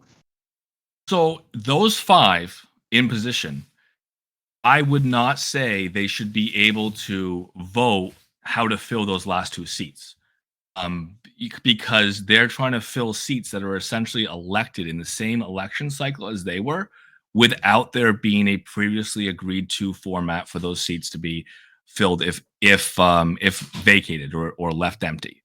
I think let me clarify. Hold on. I didn't mean the five electing the final two. I meant That's the only thing about the election that took place prior that is in question by you personally. Sure.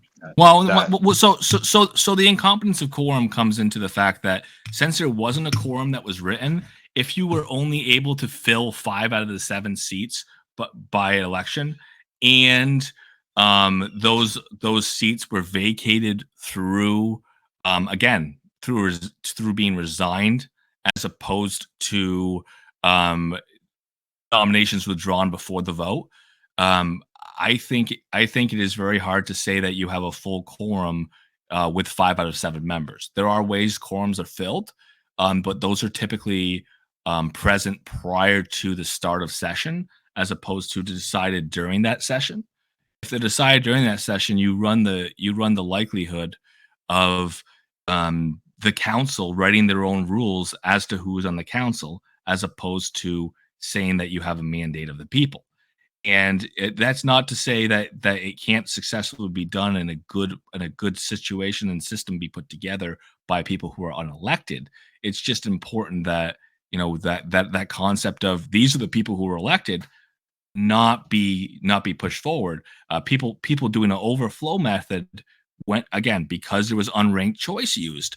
It's very, very difficult for you to say that people anticipated this, that people anticipated if the first 7 weren't able to serve, then we just go further down the list and further down the list, when it was only communicated that 7 people were being elected without alternates discussed and with the unranked choice offered.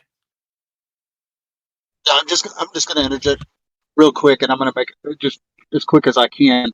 I agree with a lot that's been said. Coming from a little small community, where prior to me getting on council, our municipality was created probably about 10 years prior to me joining. And so there's a process, and the referendums mentioned, and that's a general process for new organizations that are public, that represent public, in creating laws or bylaws or things to put in order for the people. And that process it really truly is probably the right process to go with. I know it doesn't meet what everybody's trying to do right now. And let me say something too, because I know there's people are going to hear this or listen to this. And everybody should know that what's going on right now and kind of these sticking points, this isn't abnormal. This is really normal for brand new establishing, whether you look at governing bodies or however you want to look at that. So don't take this as a negative impact on the server and the community itself, because this is really normal. But I agree. I think the right process is what Gold's mentioning, is that if you guys want to be a body that creates the bylaws, creates the Constitution, creates the governing documents for what we're going to do as a server as a community, then go for that. Create it. Don't hold that. These positions wouldn't be held against you for a seat later on. And create those documents. Put it out to the public for vote. Whether you want to do it article by article, which is probably the way. I think article by article is a lot easier, because putting out a document, as we would normally see in legislation, you put out a law, there might be one section of that law that is the hanging point, and now you got to rewrite the whole dang thing and put it up for vote again. It can be a cumbersome process. So I think doing it article by article, so that Article 1, 2, 3 may pass, Article 4's got a problem that people don't like it, you can go revise that, take some commentary from the public, what's wrong with it, what do people not like, and then put it back out. I actually think that's going to be the quicker process for y'all. I actually think what's going on right now could actually take longer than if you just, as a group, created these bylaws, put it out to the community for a vote, and then assess what needs changed and what's approved and what's not approved. I think it's actually a quicker process for y'all in the end. And the other point is about democracy. Is like we're relying on the players be in Discord, and there's so many players who are on in Discord. So we know it's not truly democratic, but we're getting something started. We're getting it out there, and I appreciate what you said about how this is normal. These challenges we're having is quite normal. So we're right where we're supposed to be. But that's another challenge. So how do we reach the people outside of Discord And how do we verify the people who vote on Discord are actual players? We got to figure that out too.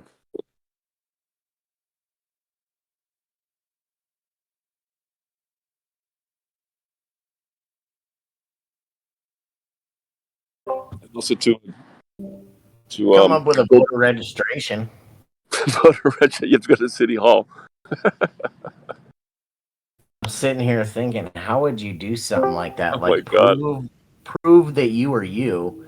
You would have Yeah. to like send to a property or something and take a screenshot showing it blue that you owned it. I mean, there's Oh a my lot God. of things. That's like really getting into it, though. That's really getting into it. I've done it on some Yeah. servers. You have to like they send you a certain amount. You have to put a certain amount or try to buy a property for a certain amount. It verifies you.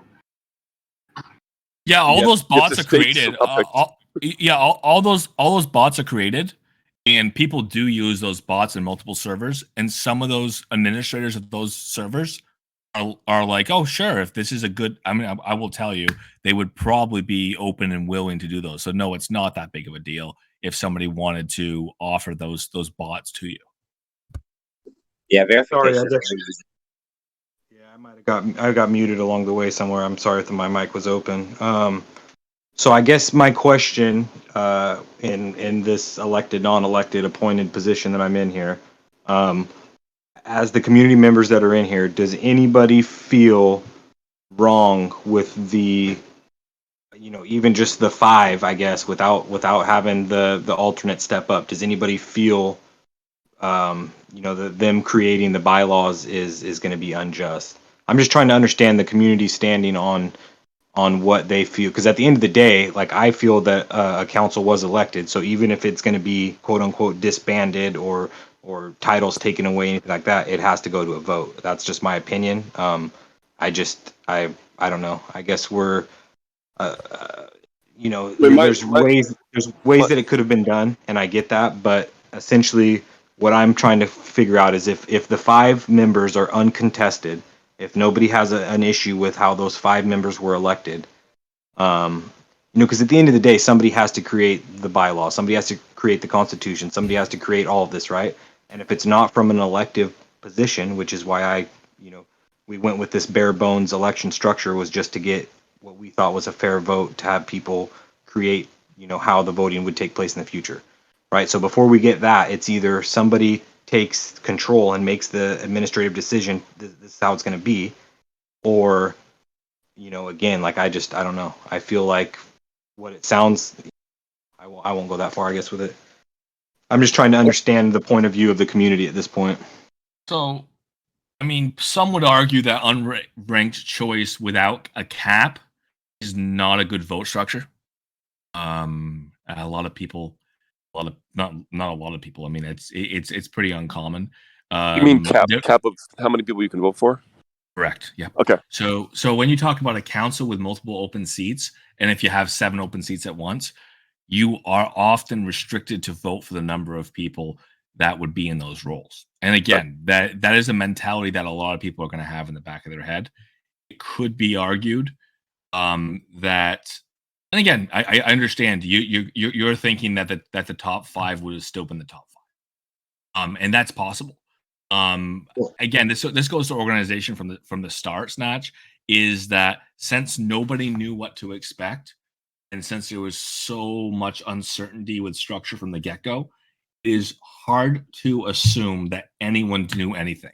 My biggest thing is I look at probabilities, I look at possibilities, but I don't pretend to know the will of anybody. I don't pretend to know that A would have happened if B happened. I know that things are more likely to happen. No. I don't know what would have happened. No, I absolutely am taking that 100% in when I ask that question. So if those, you know what I mean? So if those are challenged, we'll say if the community challenges the accuracy of those votes, then who then is trusted with saying this is how we're going to vote? You listed off numerous ways that are voting styles have worked in the past, right? But who is the person that has the authority to say this is how we're going to vote? And that's why that was the council's. That's essentially what the whole idea was. So the whole point of me questioning the validity of the vote, and again, it's not me telling you that you did anything wrong. It's me looking from a structural standpoint, the way the community, knowing how structures work, look at it. The concern with the structure of the vote was there was not enough understanding of how the votes would be applied at the time of vote for people when they voted to know that what actions are being taken or have been taken by the council would be taken or used, their votes used in those ways. I agree with you, the concept that more likely than not, had you changed and made the rules super clear, I want to do this, I want to do that. Hey, we have an overflow structure. The top 5 vote getters likely would have still been the top 5 vote getters. The question that can be posed, and it's not being posed by me, but for fullness of and accuracy, the question that can be posed by the public is if the structure and the application of the votes so far have been tried to be applied in a way in which they were not granted in the first place, given that a vote was actually taken and a council meeting held with the question of how do we handle 5 versus 7 council members, is it a valid vote? And then that's the other thing that's always going to hang over you in the next periods, which is why I do like, and it sounds like more closely than not, he dropped off XTA, more closely than not, might think, or no, sorry, he's still there. Sorry, TXAG, with the idea that it might be easier to just not pretend. I'm sorry, I apologize for that term, but just not carry forward the concept that there is an electoral mandate, because I think that it's very easy to say the way this vote structure has gone, there is an electoral mandate, but there could be it could be reclaimed, the electoral mandate, through going through a referendum process. Some of us, to be honest with you, some of us have already, and I'll admit, I'm one of them. I don't have any problem admitting to anybody that I was already disappointed with the structure to start with after the initial vote. And this is not personal to anybody. I understand what happened, but when UV stepped down as the second vote getter, I understand why he did it. I respect it. It was to progress the mission of the council. But in essence, had I known that in advance, I would have voted different. I would have voted different had I known that somebody could step down and there wasn't going to be a runoff, or I just expected it to be run like what I'm used to seeing. And that's my fault. I didn't ask the question. I made an assumption. So that's why I haven't really. But there's a confidence issue there, right? Because and like I said, I'm not blaming anybody. I understand it. But there's already that optic out there that we didn't do something right to start with. Yeah, that's a good point. And so, like I said, I understand why. I just, look, the benefit. I will say this. Looking at an opposing view to it as well.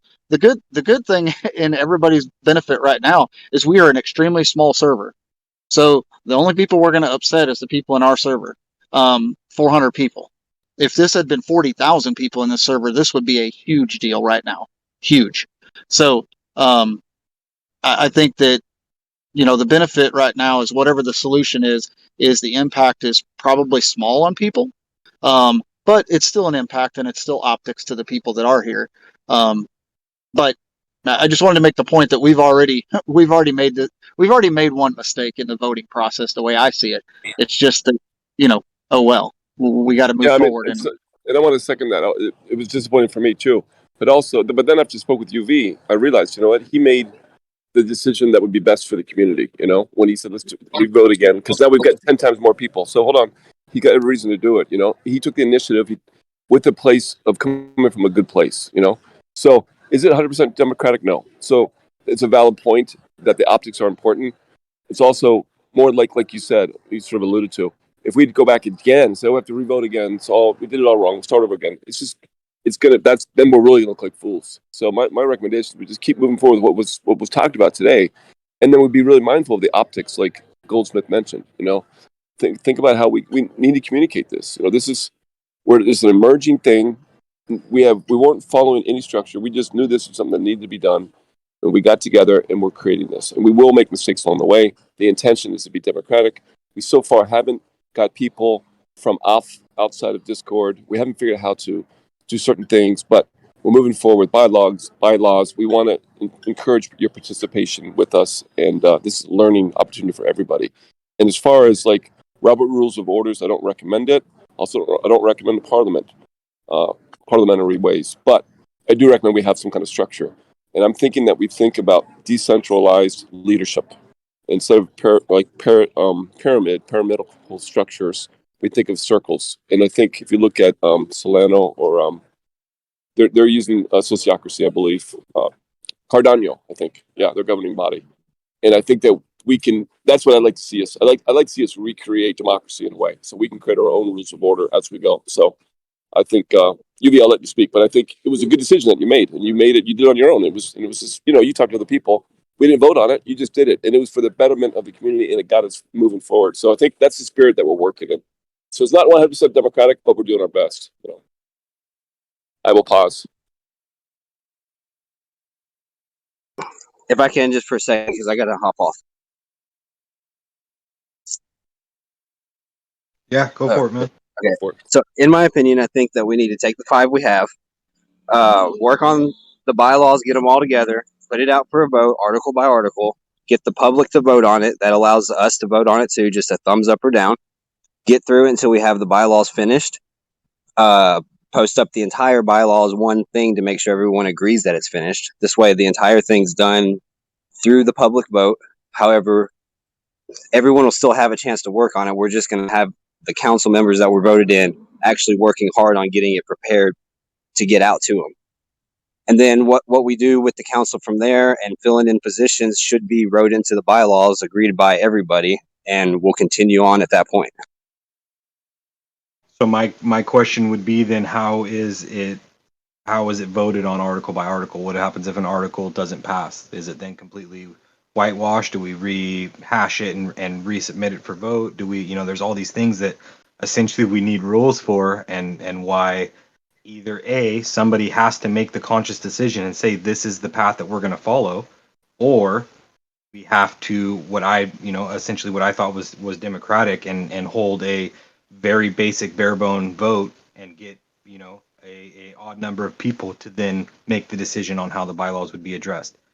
So again, we're going in circles. It really comes back to whether or not the community feels that a single individual is going to decide the course of action, not making votes, but essentially the structure that we're going to follow.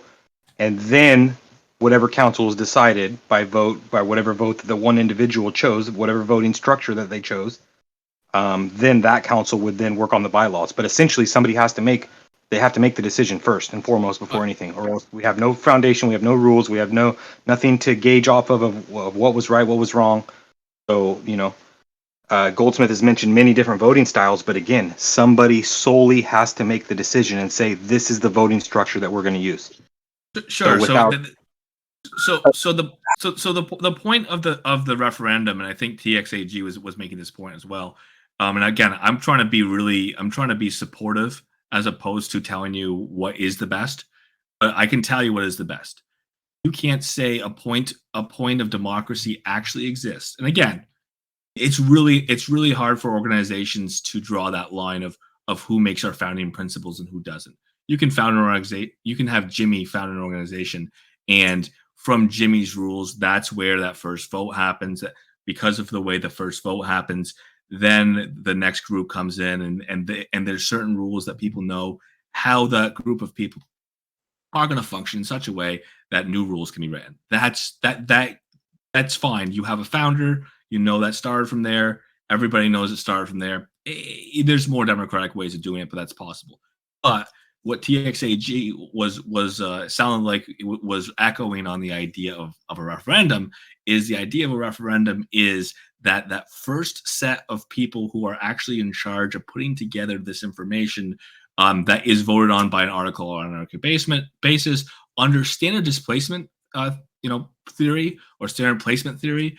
If one article fails and it is required to be part of the organization, for example, term limits, If term limits fail, you either have two options. One is to come back to be rewritten, and the second is that you have a layer. You have a yes no on 6 months, a yes no on 3 months, a yes no on 9 months, and you say vote for one of the three. You can only vote positively for one of the three, or you can say vote for one of the three: 3 months, 6 months, 9 months.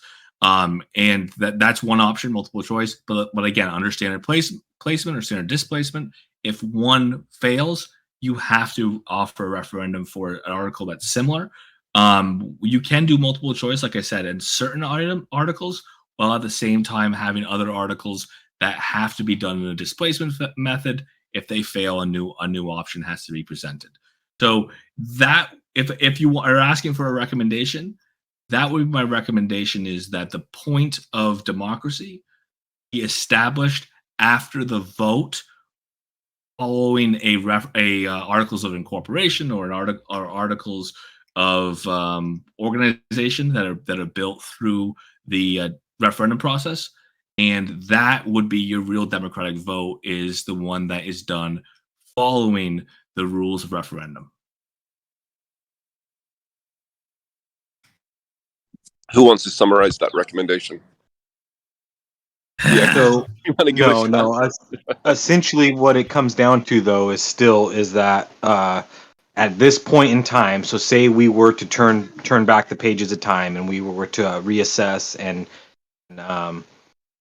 essentially either do the referendum route or just take the title of elected and then move forward as well. Again, in my opinion, I feel that has to be done by a vote. Like, that decision has to come from a vote. So if the council, whatever number that is decided, that's why it's so tricky right now. Because again, like, in my opinion, I feel that it's been established. I know some people might feel that it's rocky, but I feel that to go backwards, we have to have the council understand this is what the community feels, and then hold a vote on whether we continue forward and have the scrutiny in the future of our rocky start, or whatever you want to call it, versus going back and repainting the picture. So you can't just disband all the people, like me personally, whether I'm for it or against it, I can't make that decision for the server. So we're still in this weird scenario here. There's a thing called a quorum vote, and it would essentially be a referendum. Quorum vote would be, you have to have a certain number of people agree. Again, this would be from your electorate. A certain number of people of your electorate agree to a course of action. So you set that threshold, and once that threshold is met, you can say with authority that blank number of people have. Think of it as signatures. Think of it as, I had a proposal. I had to get 500 signatures, or blank number of signatures, before I could even run for office, which is a quorum vote, which is showing there's enough people who support you, or at least want to see you on the ticket, that you have some level of mandate to run. That is done in local offices all the time. It's actually done in federal offices as well. You have to get your signatures before your name can show up on that ballot. So if you really wanted to say, how do we prove, or how do we get the mandate back from the people, that would be one way of doing so. And again, it all comes down to transparency of how you carry your mandate. You say, I carry my mandate because there was 380 people who voted, and of those 380 people who voted, 9 of them voted for this guy, and 17 of them voted for this guy, and 18 of them voted for this guy. And those people who got the highest votes are the ones who are making these decisions. That could be your mandate. But again, you just have to follow your mandate to the degree and to the direction in which it came. If people didn't know what they were voting for, you just have to be careful about how you apply their vote. And I think XP echoed that. I've echoed that. I think TXAG did. Anyone who wants to disagree with me can. But I think that's the one thing that people have the most concern with, is that if you want to say there was votes done, you have to be clear about how you're applying votes. That's all. Can I just interject one thing here? Moving forward. Just a second. Who was that spoke up? That was me, Jay Mancy. Okay, hit it. So, since there was not a limit on number of people you could vote for. I just find it, I can't really make the leap to that the voting results would be different, because everyone who would have received a vote did receive a vote, and no one was restricted from voting for someone because they voted for someone else. So, to suggest that the results would be different, I think is a little a bit of a stretch. Well, just to be clear, Goldsmith didn't suggest that. He's saying that the method itself was kind of invalid. Sure. Whether or not the results be different or not, that doesn't matter. And the other thing too is I just also want to point out that again, the only reason we ended up with the 7 we did was because there was a 3-way tie, and UV decided to make it easier to move to an alternate instead. So I think it should not be a controversial point at all, considering if we were to go back to the original, had there not been that 3-way tie, it would have been clear that UV would have held a position. So, I think that it was, he did what he did to avoid the controversy of the 3 that were tied at 27 votes. But in a sense, that's kind of irrelevant now. So it's called the competency of vote, is what a concern is. Again, I'm not saying this situation would have existed regardless, but I am saying that I did voice this concern ahead, was without clear rules of who was being elected to what, without acknowledgement and knowledge of what was going to happen to the people who were elected, and how the elected votes or election as a whole was going to be handled to determine who and what the layer of secession was, including duration. Since none of that was defined up front, it could be argued, and I would probably be one of the ones to argue it, that it's very hard to say there's a competency of vote when people, they themselves, did not know what the members they were voting for were going to end up doing. And that's a point that's going to be echoed and made more strong because of this concept of a portion of those people who were elected chose to leave their seats shortly after accepting their election. Right, I agree with a lot of that. And part of what this was a bit of a loose concept, but part of what we were voting for was we were voting for the people that would better define what the future of this organization is. Sure, but if people when they elected, for example, they thought that the 2 people who got some of the most votes, had a very clear idea of what they were going to do within that council, and then those people were removed from nominations by turning down their nominations, people would have set their balance differently. And again, this is 100% true. People would have set their. That's true. Okay. Because by voting for Mossy and Cam, that did not restrict anyone from voting for anyone else. I know 100% that if you give somebody an open vote, which means you can vote for a number of people, at least me, as somebody who has seen election processes, I would vote a different total council. Knowing the balance of individuals, no question. Yeah, same here. Like just personal anecdote here, and I'm guessing this applies to more people than me. I'm not going to go back and look at who I voted for or whatever, but like with the completely open, unlimited number of votes, I'm sure that there were some people that I voted for, but I was like, I like you, and I think you're neat, and I think you are contributing some great ideas, and I want to show some support for you. Rather, without the expectation, maybe someone who had lower votes, but I still thought that they had good things to contribute. I'm sure I put at least 1 or 2 votes more as support than expectation that they would get on the council. I don't know if that applies to anyone else, but if I had known that there was going to be a situation where people were going to be abdicating and the the alternates themselves would just be automatically slotted up into it, I may have been more discriminatory with the votes that I did get or that I did give. And that's a terribly irresponsible way to vote for anything.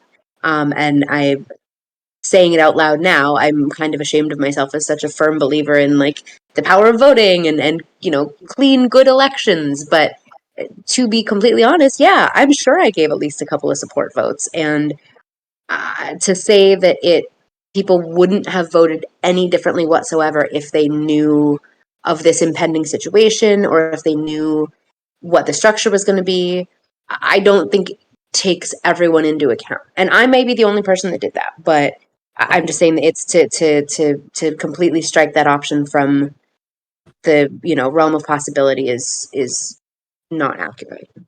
Yeah, I agree. I think you guys, my battery's about to die, so I just want to say this was a really amazing conversation, and I guess my recommendation is we go for the middle path. I think the optics are really important, so how it's worded to the community is really important. But let's first acknowledge it's not democratic because we don't have access to all the players. It's not perfect, but I still want to keep moving forward, even though it's not perfect. And whatever's decided, I think will be the best decision. But let's pay attention to the optics. Let's be transparent, like we always have been. Share that we've had hiccups along the way, but we're learning as we go. It's a working process. And I like the idea of a referendum once we have access to all the players. That's going to be really powerful. So I would love the contribution. And I will sign off in about 2% to go. Thank you.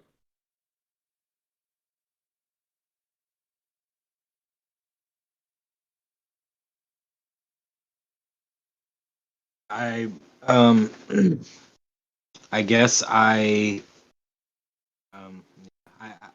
implore the community now to essentially I'll have to make a discussion thread in the posted topic or the general chat and just get the feedback. And of course I don't want to out you guys as not having a fantastic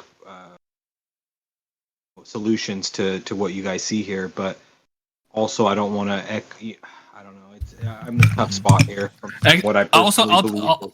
I'll tell you, Snatch, I could tell you exactly what to do, but I don't want to, right? Because that's undemocratic too. And I'm more than willing and open to hear. I just feel at this time I've always used the word slippery slope, and I never want to go backwards, let alone progress backwards. But I don't want to feel at any point that the community ever question the validity of the project or of the vote in general. So I just again, like I don't want to scrap the project by any means, but I also want the community to feel that their opinions and their concerns are duly noted. So I guess if the majority of the community feels that we need, at the very minimum to just have the five elected or unelected, just the five individual players working on the bylaws, then I'm okay with that. If we need to scrap the entire thing and redo a more democratically aligned election, then I'm okay with that as well. But I can't make the decision solely, and nor would I want to. I want to have the community's best interest at mind always. I appreciate that very much. And, I'm sorry, but it seems a little bit silly because we cast these votes. The vote tallies were in, and we had the call of accepting the position or not. We're only 1 week removed from that, right? So if Mossy and Cam would have at that time said no, we would have moved on to the next vote getters, right? I don't think we need to go through another whole election and all of that. And but it just I think what and I don't even know who made the decision, how the decision was arrived at to move the next two up, but it's logical. So essentially, I was the one that put the, I wouldn't call them foundations by any means, but the bare bones structure was in place. I was the sole, again, I don't want to use words like sole creator of it. I took the, the opinions and the views that were given at that time, and we ran with it. It's all comes down to instructions, right? So in the nomination process, in the voting process, my original intention was that every player had 7 votes. That's how I wrote it. It was misinterpreted. So to be fair, we uncapped it and said, because some players misinterpreted it as I can vote for as many players as I want. But how I intentionally had wrote it was you select your 7 council members. Period. That's how I envisioned it. That's how I had wrote it. Again, the interpretation problems. There was other things that played into that as well. So moving forward past that, like Jim and Sui had said, regardless of whether they took their position at that time or not, the 2 following would have at least been given the nomination request. They would have at least had the opportunity to accept the council seat or not. So, and again, like he pointed to, it's only been a week from that time. I know others view that maybe they would have changed their whole voting, process, or they would have chosen to select different 7, or however that plays out. I understand that, and I'm hearing that. But again, I'm also hearing a split community, right? So we're having players that say, hey, I completely understood the voting process. I completely am aware of what I selected, and I'm comfortable moving forward. And then you have a community members that say the complete opposite. So in my opinion, it needs addressed. I mean, at the very minimum, I can't consciously move forward with so many, people that question the process so early on. You know what I mean? But We haven't even got the foundation laid. We don't have to figure it all out right now, Snatch Face. You can relax a little bit. I know it's disconcerting, but this is a process. So it's a really important conversation we're having, and I don't think we have to have it resolved right now. It's going to create too much stress. It's gonna work itself out. Everyone's here for the right intentions. We're all here for the right intentions. So the only difference is now we know the results, and people are saying, well, I would have done something differently. Of course, now that they know the results, but at the time, 1 week ago, we had the results, and we had the top 9. And if we went through and said, Mossy, do you accept? And he said no, then it would go, Radished, do you accept? Okay, and whatever. And we would have stepped right through, and the 7 out of the top 9 would have been in place. It's very simple, and I just I don't know whether there are some that are don't like the results and now want to change it, but Sure. So I will tell you, under a normal circumstance, again, if you want to say you have democratic mandate, you would take the nominations, you would have the opportunity to accept or reject, and then people would know what they're voting on. People would be able to take their nominations and either say, hey, I'm not going to accept your nomination, which I personally didn't. And some other people did say, hey, you know what? I'm just not right for this role. I don't have enough time for it. I'm not the right person. I'd love to help, but I don't think I can. That type of thing. And that happened to some people. I'm not saying that the people who got into the position, not knowing what the position was, deciding that they couldn't do it any longer, and then bowing out after they were elected, that they did anything wrong.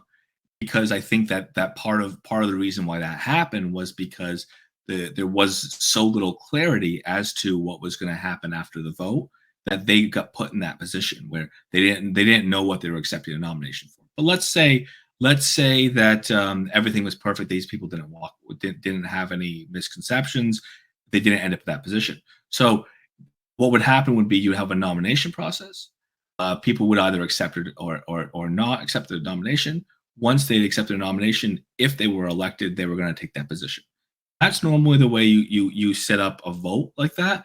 You do not wait until somebody is quote unquote elected for them to turn down or to accept the position. because then you're essentially invalidating the vote in that, as Snatchface said, he originally had anticipated a 7 votes per person. And that's what I would have calculated in my own mind as somebody who has done unranked vote in the past. It's intended for seven votes per person. So whether or not that was communicated, it was communicated at one point, and then the language was changed, but it was communicated at one point. Whether or not that was communicated, if people were putting their vote on something like Mossy because they thought that Mossy was going to do a certain thing in the council, and the council was going to run a certain way because Mossy was involved, they definitely would have gone through a different voting process when they voted for the person they wanted third or fourth or fifth, and maybe they thought that Dice would have been better to vote for if they knew Mossy wasn't there. Maybe they thought they had too much similarities, so maybe that's why Dice didn't get more votes, was because everyone said, "Oh, because I'm voting for Mossy, I'm not going to vote for Dice." So that definitely does make a significant difference. That's why it makes it a little bit weird that they stepped out immediately after getting elected. And that is kind of what makes the overflow pattern or overflow on voting without people knowing overflow existed seem a little bit undemocratic. Now, I do agree with you there. I think the process was not ideal in that if you accepted the nomination, then you should have also been prepared to follow through with it. So, just to say, we were all stated that we were voting on was to start the structure for this community, not to be voting for other people to come in, but to start the structure. So in all reality, if we would continue, we would stick with the 5 and go from there. Now, on another point, I did mention to a couple people that I was going to be late. So those people that are on the council should have said something about me being late and held the vote for the real council to be there. So hold on, I'm going to stop you there. I mentioned that in the first 30 seconds of the meeting that you were going to be late and that I had talked to you. I also mentioned that there was no vote that took place.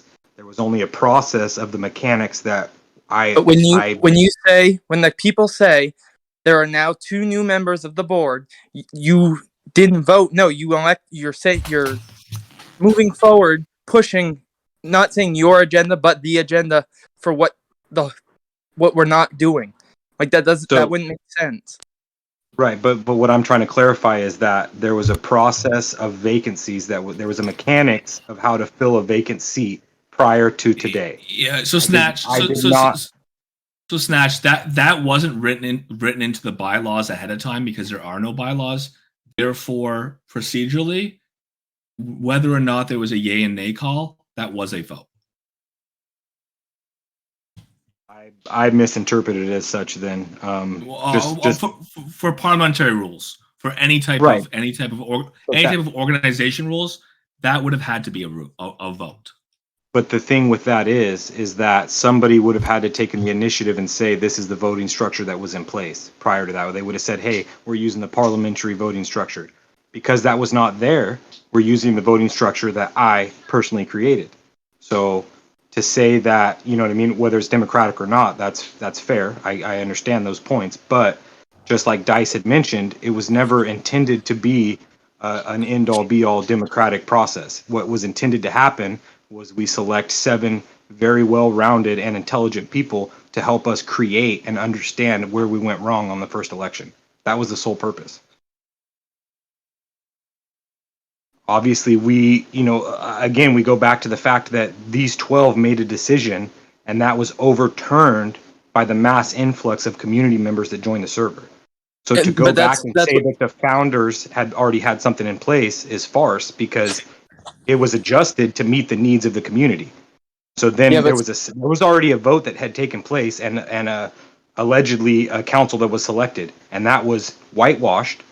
And we accommodated to the people who had freshly joined the server, which I agreed with, and I pushed for that, I guess, in one way or another.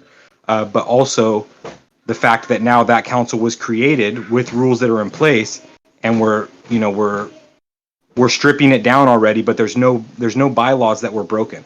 So to say that we did it wrong is not true, because there was nothing in place on how right to do it, if that makes sense. So that's what I'm trying to get my point across. So the point I was making, Snatch, just so you know, is any forward motion that requires you to make a decision call when there isn't an established decision call, because again, it sounded like that was being made up on the fly. The overflow rule sounded like that was being made up on the fly. It did not sound like that was communicated or written on any paper, or anyone had ever read the words, hey, if we have vacancies, we're just going to go to the vote and we're going to take the people with the next nearest vote and slide them and slot them into new permanent positions. I don't think that was written on paper. And maybe you did have it somewhere displayed for people and maybe I missed it, but I don't think that was put in place.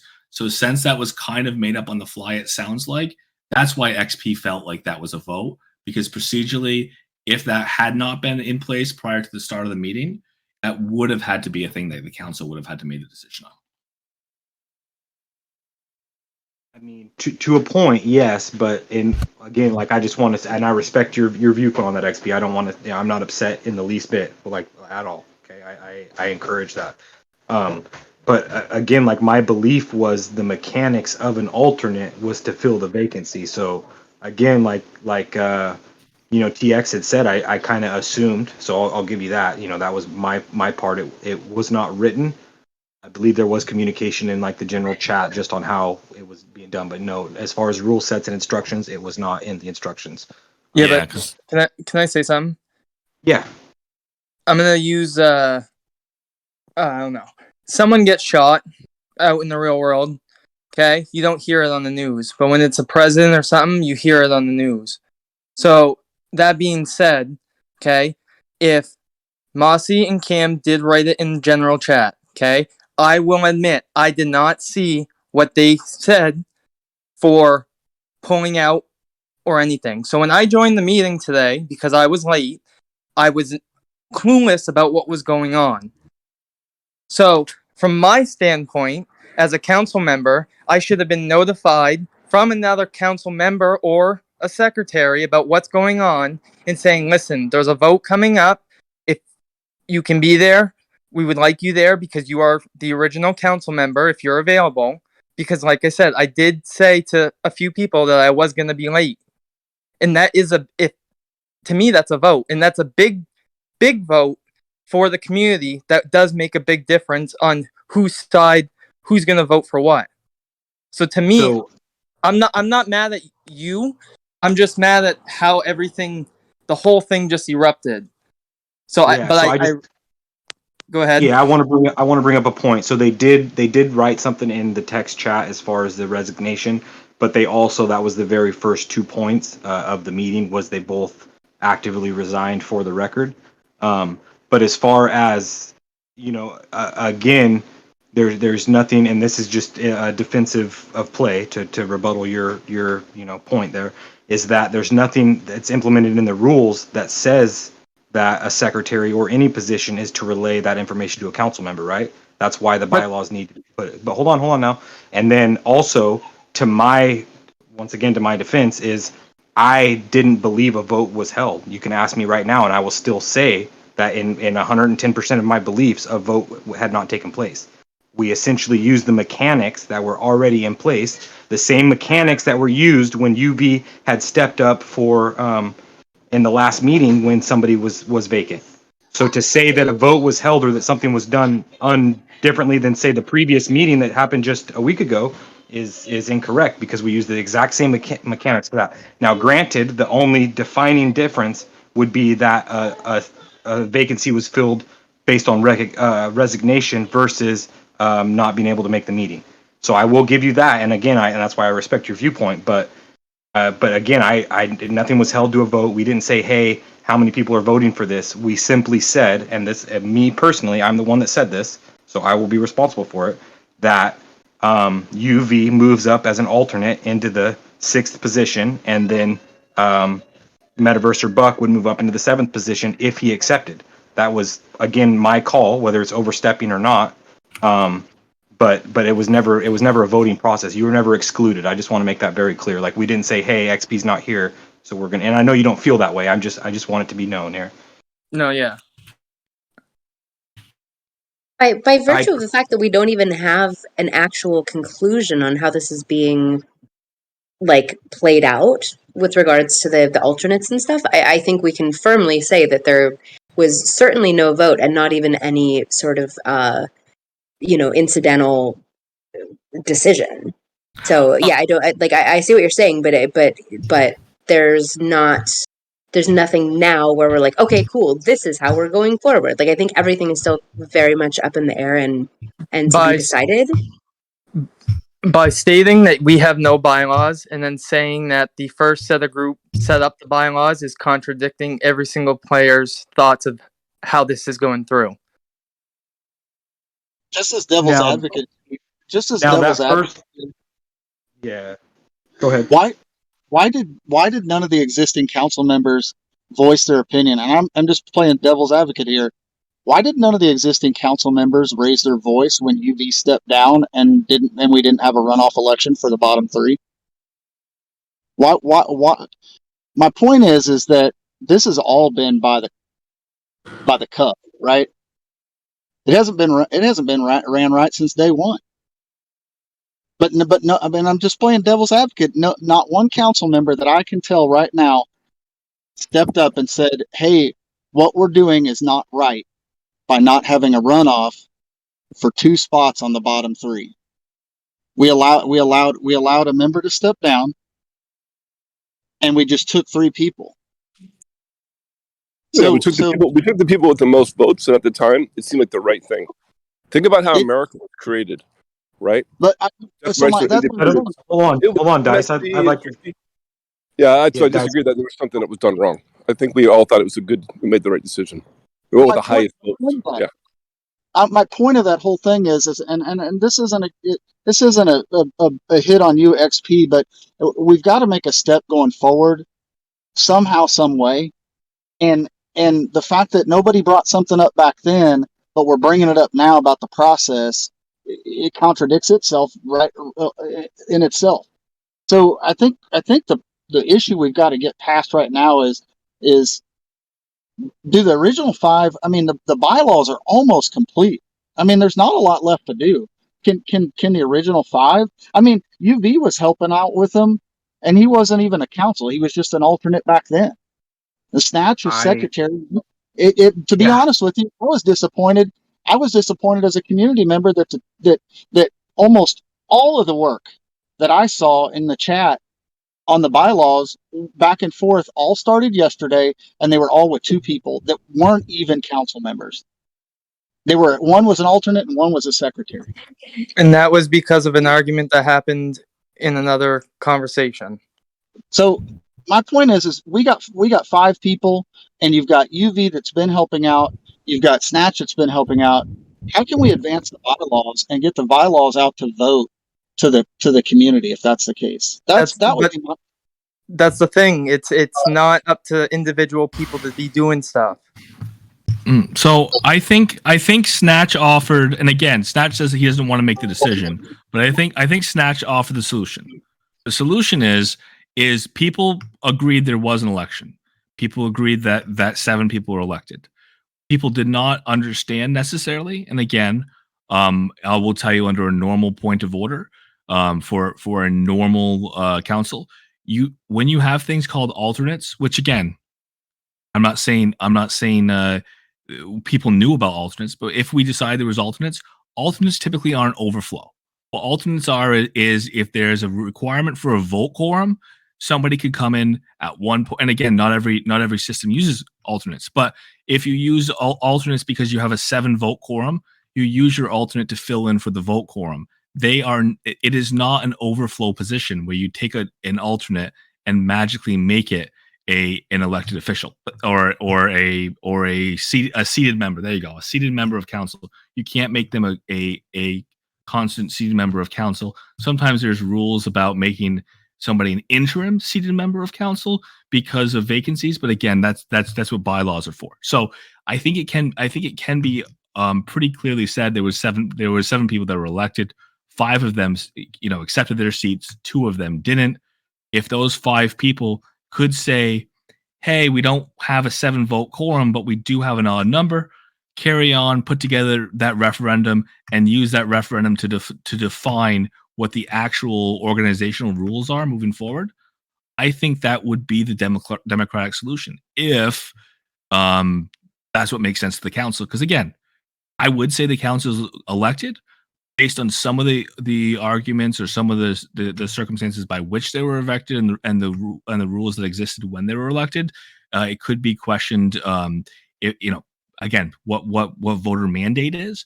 But if they wanted to use the limited voter mandate they have to put out a referendum as opposed to a defined bylaws that are in stone before the community has a chance to vote for them, I think that is a solution. I think it's a good solution. Again, referendum means that people have a choice to say we like it or we don't, and you might be surprised what people don't like by allowing people to have one vote, either yay or nay, for each item on the list.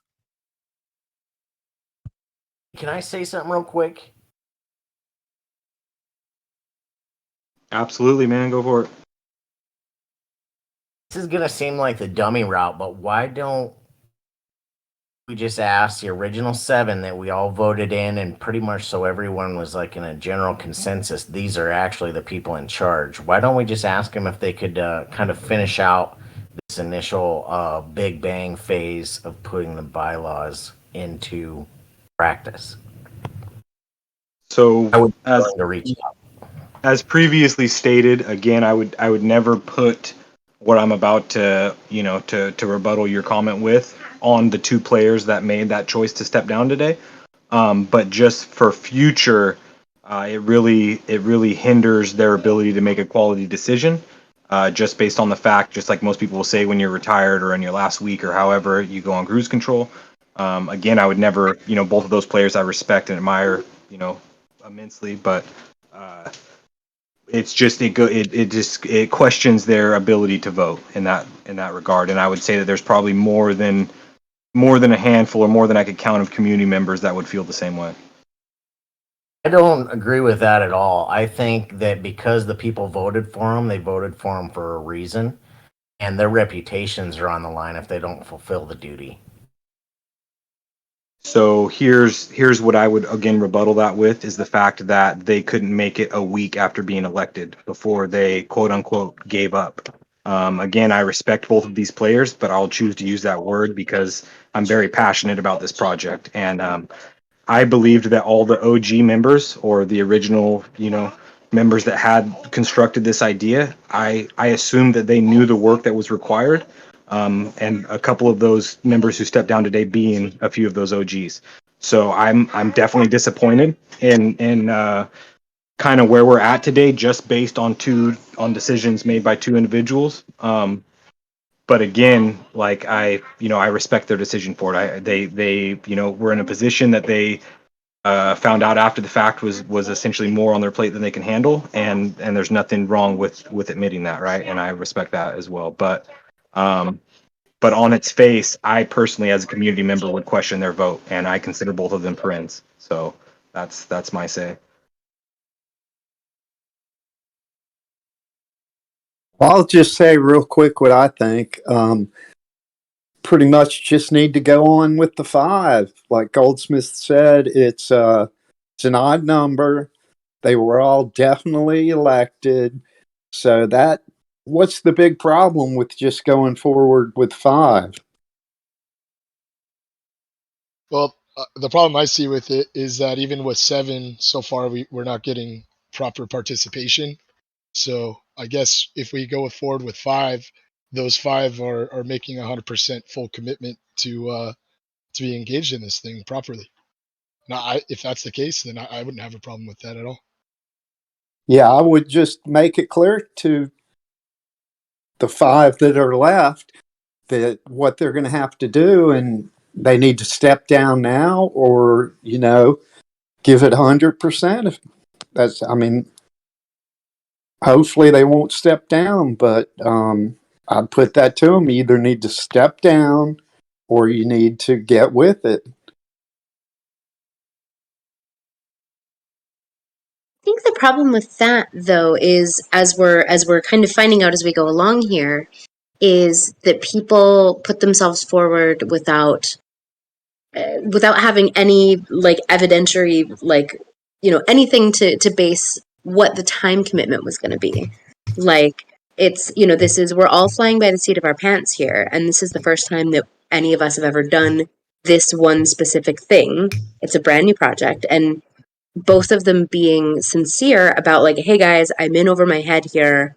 I really think that I'd be a great participant for this, but I don't have the time or the resources to dedicate, is kind of an admirable level of candor to have exhibited, and not just like let their ego get in the way and force themselves to stay on and be flakes. Like, I actually really appreciate that they were self-aware enough to mention that now and step down before they got in too deep. And I think that the concern with like, all right, you know, everyone needs to either, you know, shit or get off the pot, like stick around or abdicate, is asking a lot of people who don't have a clear picture of what the time commitment is going to be, what the like emotional and intellectual commitment is going to be. It's a lot, you know, it's a lot to kind of figure out in the infancy of this project. So I agree with you that asking for a level of are you in or are you out with the people who are sticking around is very reasonable and very fair. I don't hold either, you know, Cam or Mossy responsible for any of this, because they're, you know, they walked away as soon as they realized that they were in over their heads, and I actually kind of appreciate that about them. Oh, I agree 100%. And if it sounded like I was saying something against them, I wasn't. No, I mean, no, not them specifically. No. I understood what you were saying 100%, but the to, you know, it's really hard, and everyone's in a really tough place right now, because, you know, to say like, we need to know that you're in 100% for the next 6 months, which is kind of why I've been, you know, banging the drum of like, maybe we need to have like a trial run first of 3 months or something, so that people can get the hang for what they're actually committing themselves to. Like, that's what I my was only point here. too. That's what I was thinking too. Yeah, I've been saying that for a while. My idea was to stagger it. So every 3 months, people say for 6 months, but you start for 3, and then people start for 6. Then each 3 months you have a new council. So you don't start new every 6 months with, you know, 7 new people, to stagger it. But I like that. I was also thinking we started like 3 months in the beginning just to get a feeling for it. Yeah, I agree with you, fans. Something personal against them. They've already contributed so much, but still, it was quite a shock today. So, you know, It definitely was, and those are, you know, again, two of the OSGs that there are. But I respect their self-awareness to walk away before they got too entrenched, rather than sticking it out a month and a half or so and then being like, sorry guys, I can't do it anymore. You know, I do respect that. So at the same time, I agree. And I feel like want to second that. Wouldn't be as much work as they thought. The one thing that I was trying to make a point of 2 weeks ago when this was all going down was that without definitions, it was really difficult for people to know what they were voting on, including the members who were going to these positions to be seated, to know what they were accepting for nominations. And again, if there's 5 people right now who were elected or voted in who are very, very confident in what they're doing, great. But that was my concern with the validity of the vote to begin with, is because I was very concerned about people voting for something they did not understand what they were voting for. And I just, again, I want to you know, second Fancy's comment there on the fact that I absolutely do respect Mossy Jake and Cam's decision to, you know, it's a hard decision when everybody's essentially resting on your shoulders and you don't want to let people down and stuff. And I don't want to take anything away from the difficulty of that decision that they had to make. Obviously, I'm you know, I feel strongly. I I used the word disappointed. You know, I wouldn't say that that's really accurate. I just want to say that you know, tough decisions were made, and I respect both of them for that. On another note, though, I don't want to force anybody to speak. But there's some other members in here that I would like to hear input from. Oh, actually, they just left, so never mind.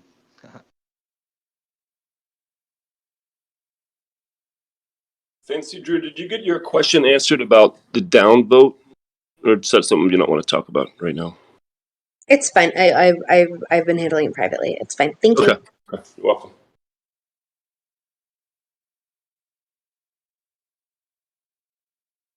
Appreciate everybody's concerns today and voicing those here. Definitely a very constructive conversation. I think we have a lot to work on, and again, I guess we just we have to decide whether we validate the two alternates, whether we go with the five council now. I personally am kind of comfortable either way, as far as, or I should say, along the lines of my personal opinions. But again, I want to take into account the community's concerns. So, but I disagree. I agree with your words. We have to decide now. I disagree. I think no. I'm not saying we have to decide now. I'm saying that these are things that I want to leave. Yeah, I want to leave everybody here with these things to kind of work on and give more insight on. Gotcha. I was bowing out. I got to get ready on dinner and stuff. Is what I was getting at. But thank you guys all for the participation and the great conversation that we had here. Thank you.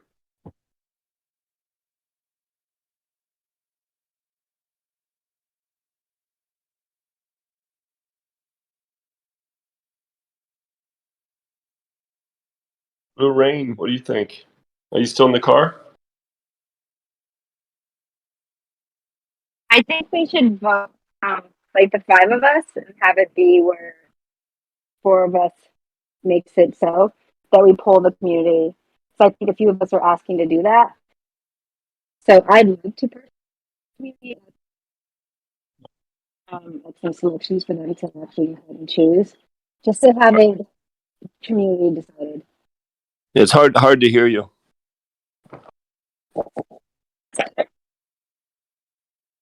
you hear me now? Yes. Okay, is that better? Yeah. Okay, so I put some stuff in the chat, but essentially I would like for us to basically let the community go ahead and decide.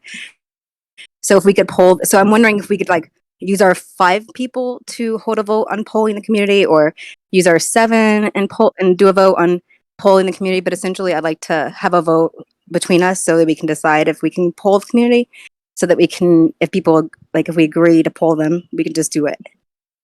I see. But how about the conversation itself? What do you enjoyed the process? Just like you've been listening mostly. Have you got some nice any new awarenesses for you, or? Well, it seems to me that there's a lot of dispute of whether or not this is an elected council, and a lot of the community thinking, we should do things a certain way. And I think the bottom line is we're here for them. And if they want something, we should listen to them. So I would like to poll them. Nice. I second that. I think that's a good idea. Yeah, I like that idea. Yeah, it could be that you guys decide, but you poll everybody, take in consideration what everybody says. Is that what we want to do, Blue? It's the thing is, this isn't the time for you guys to decide, right? No, but at least if we can decide, then we can talk to the other members and know what we're going forward with. If that's something that we want to go forward with. May I speak? I don't know if my mic is even working, but may I speak for a moment? Yes. Yeah.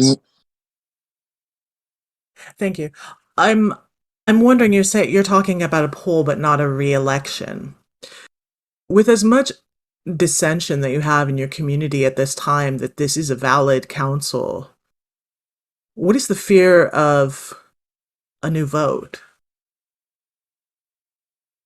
My poll actually does have re-election as choice A.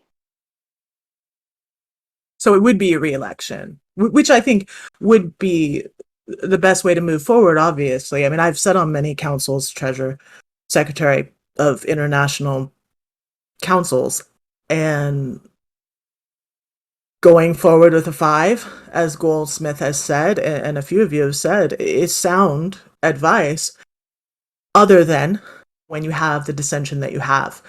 Because at the end of the day, who will you lead?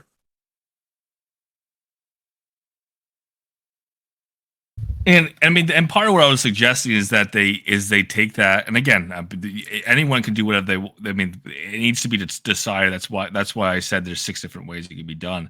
But ultimately, I would see the value of this council be to put things up to referendum, not to write line by line articles. That would be where my point of contention would be. Is again, it's not my decision, but I have no skin in the game because I mean, if it doesn't seem to make sense democratically, it just won't make sense to me. But where I see the most value to people is if the result is something that goes to referendum. Therefore, the point of democracy comes out in what the results of the referendum are, rather than the people who put together the articles for the language, anyways. But a revote would be the extreme measure. I was tempted to suggest it up front, but it's just it is going to be a contentious thing as well. A quick point of order. Sorry, go ahead. I was wondering why, and maybe I missed this in prior conversation, but I was wondering why there were more than one person could vote for multiple people. That's not done in most council elect. So it is if you have a cap number. So for example, in city council where I am, if there are 2 positions that are open at a time, you can vote for up to 2 members because you can, again, the 2 positions. So you're voting for up to 2 positions, but you would not typically vote for more individuals than there are positions open. So you could vote up to 7 times. Correct. So there should have been a cap of 7. Exactly. And that was not done in the interim. I wondered why. My only other. I think it had to do with my only other point. Oh, go ahead. Discord issue. It's a Discord issue. That's why. Sure, it's just emojis, right? You can't control them. I mean, that is a mechanism of Discord, so I totally understand that. Yep. So perhaps a poll situation would have been better than maybe you could get 7 yeses for a person, and that might fix that problem. And certainly I'm not a Discord. I might be a manager in multiple communities, but I'm not a Discord expert. But maybe going forward, that might be something you initiate. Now, the only other thing I had a point of contention was when these 2 players stepped down, they, I believe, did the right thing, because when they nominated themselves or were nominated, there was no idea what duties they were taking on, right? I'm sure Goldsmith will agree. When we were elected to our certain council positions, there's a docket. We know exactly when the meetings will be. We know exactly how long they'll be, who will be in attendance, and how much of our time and energy will need to be given to the project. And we can all agree that wasn't done here, right?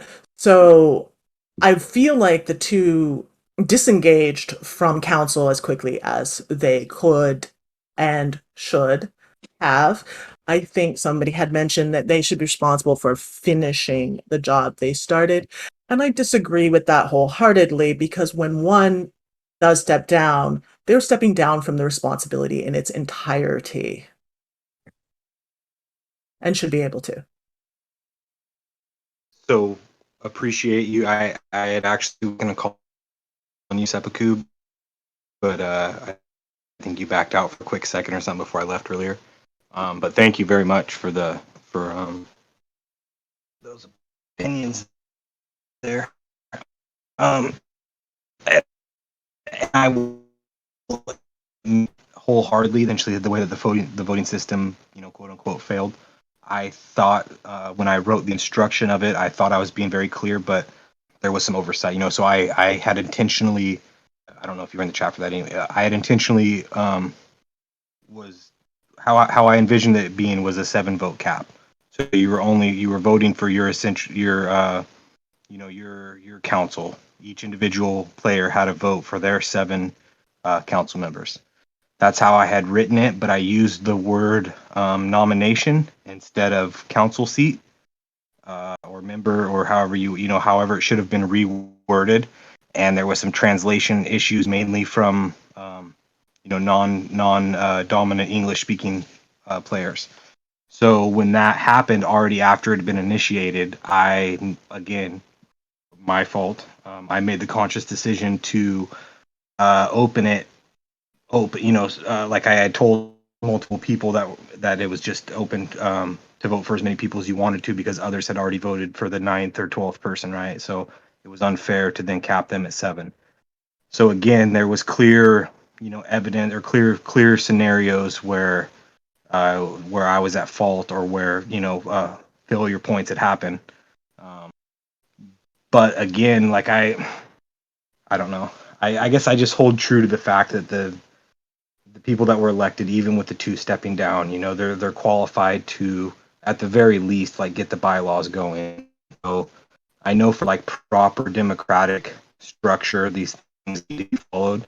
But at the same time, I feel like, we scrub the first meeting or something like that. You have the 5 continue to do the bylaws.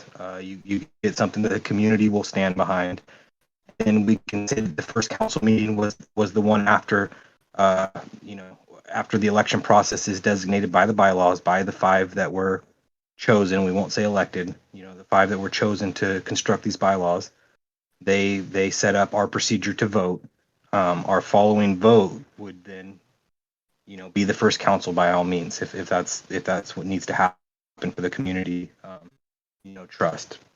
But I can't see us going fully backwards. I can't see us trying to devolve, too far from this, I guess, or at least I hope.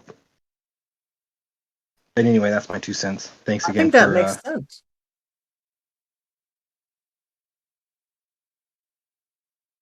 I mean, I think that makes sense for the kind of venture you're trying to do. This is the first of its kind.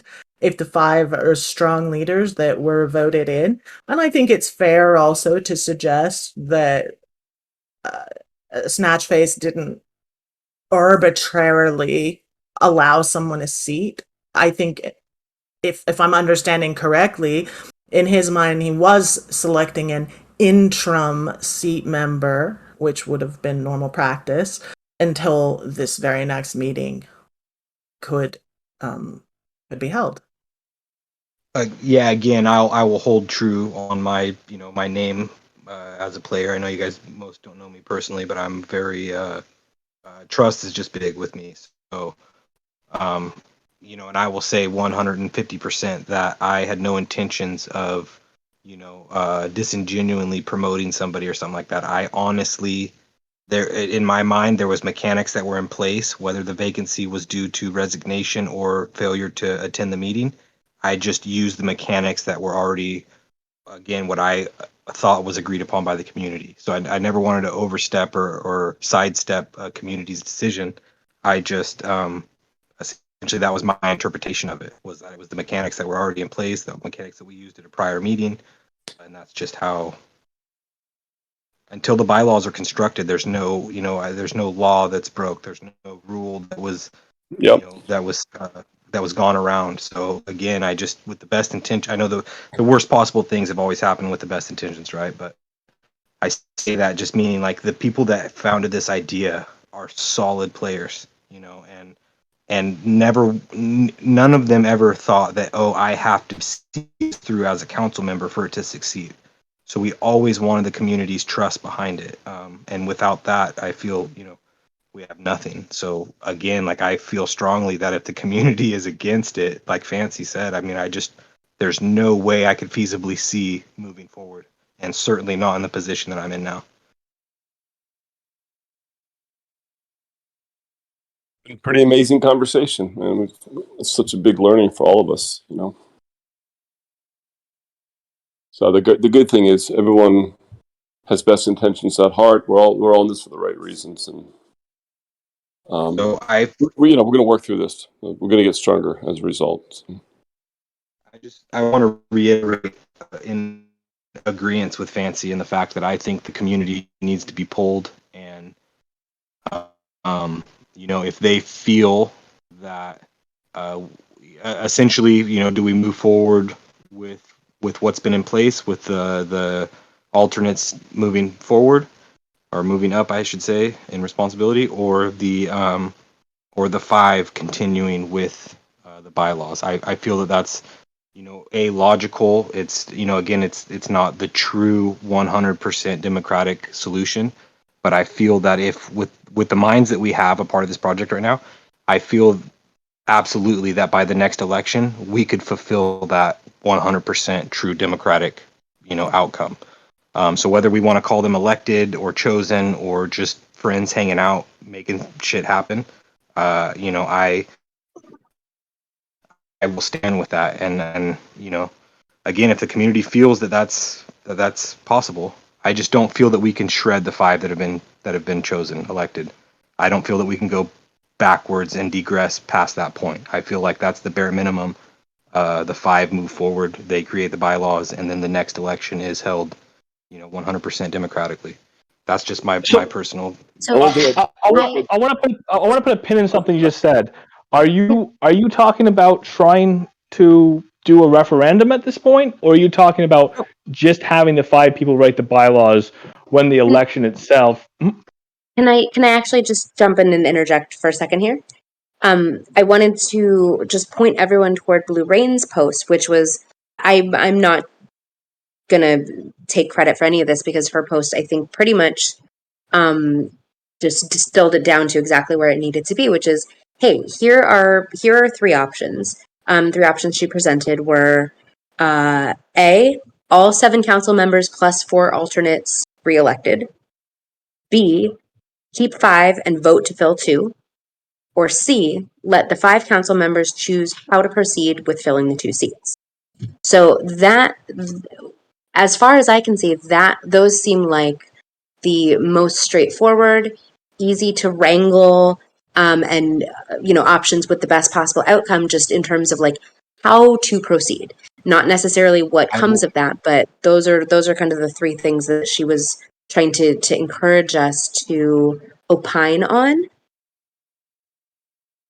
If that's, I mean, I don't want to cut you off. I disagree with the fact that that a new council needs to be reelected. I feel that again we're going to be no. I know. I'm just saying, even for a community vote, I feel that then we circle back around to the fact that somebody has to be the decision maker on what voting process will take place. Yeah, so and I agree entirely with you on that. So I feel that as far back as we can go, as far as timelines, is to the election. We had 7 people elected, 2 stepped down. Now we have 5 elected council members. If they feel that is enough to move forward, then great. If they think that we need to take the 2 alternates and move them, I just don't feel that we can go backwards to electing a new council. Because I just want to advise everyone that there is a conversation through the council members right now in the council chat, so if you want to keep an eye on it, you can. So there is stuff going to be pushed into motion as we speak, so yeah.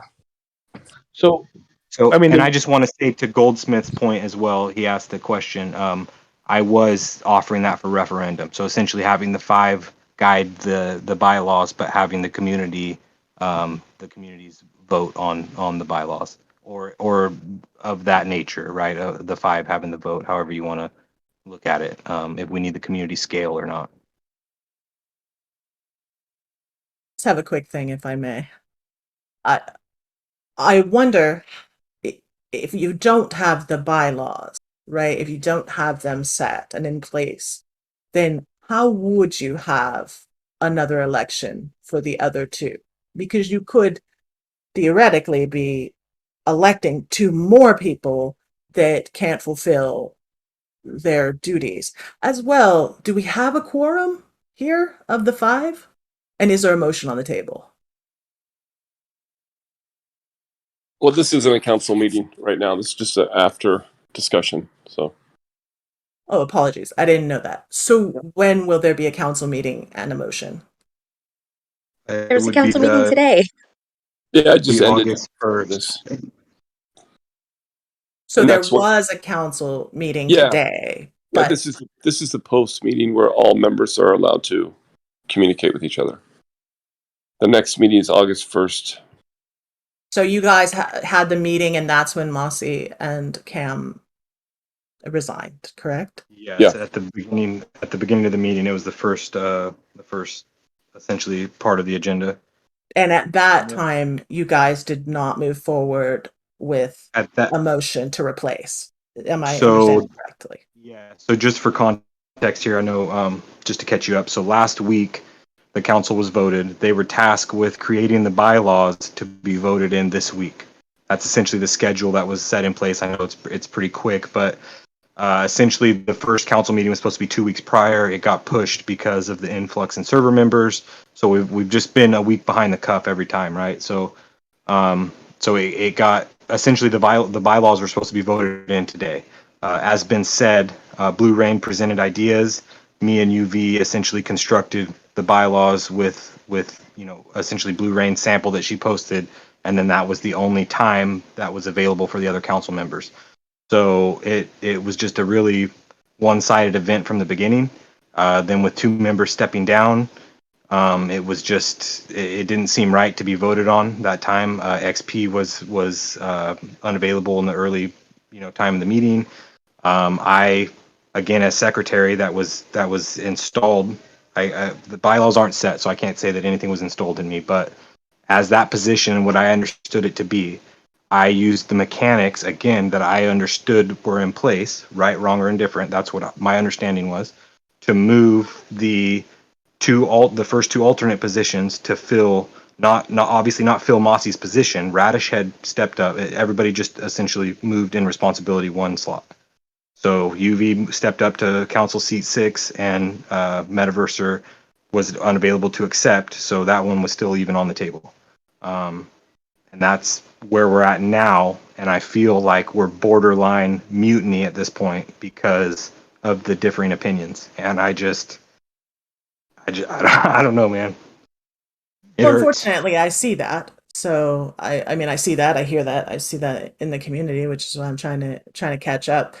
So they stepped up, but you still did not have quorum to vote the bylaws in. So there are currently no bylaws. Correct. So with the again, I still stand with the fact that there was no vote that took place, but there was an understanding between the council members that were available that the bylaws were not complete. They needed time. So the meeting was pushed for 2 weeks, just to follow with the next scheduled meeting of August 1st in that regard, because the bylaws were not complete, not because we didn't have an appropriate vote. That only became into question after the meeting concluded. So we will essentially, when this community vote is done again, we will essentially be voting in 2 people who will continue to write the bylaws, or the 5 original ones are still going to be the sole ownership of the bylaws. That's what I would propose as the vote, yes.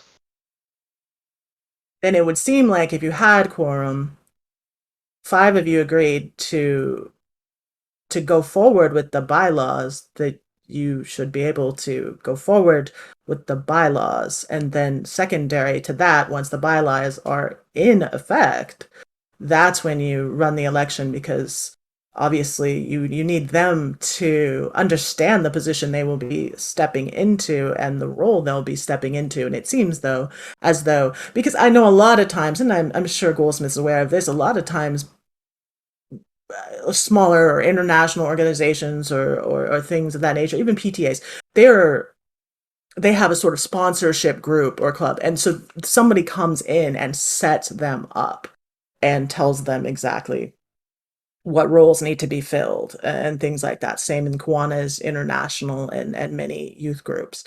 So you guys didn't have that. So you have the 5.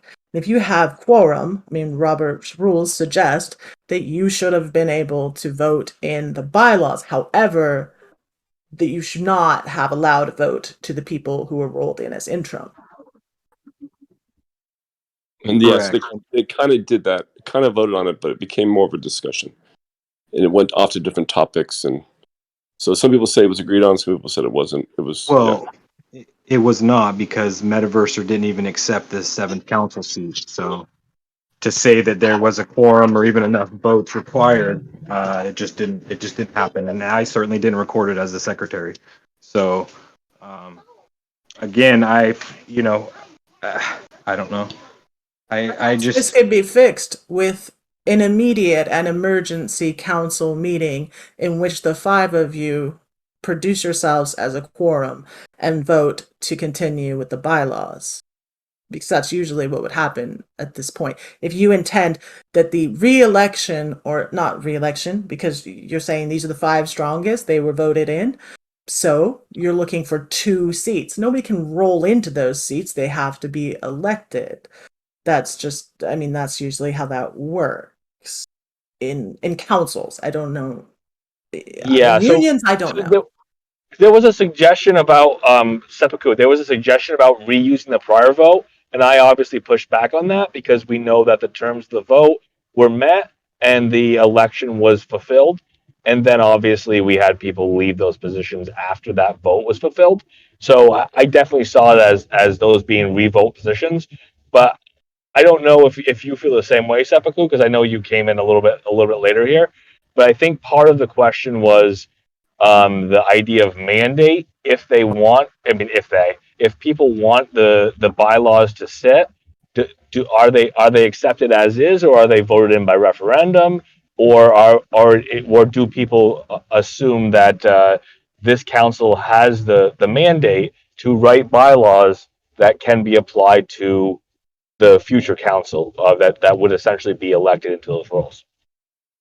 And that's a great question. And one I was going to bring up as well. First and foremost, are we accepting these bylaws as is? These 5 people who produce the quorum, they will write the bylaws, and we will accept them, or will there be a referendum? What? That's a hard word to say when you're talking fast. I suggested a line-by-line referendum, seppuku.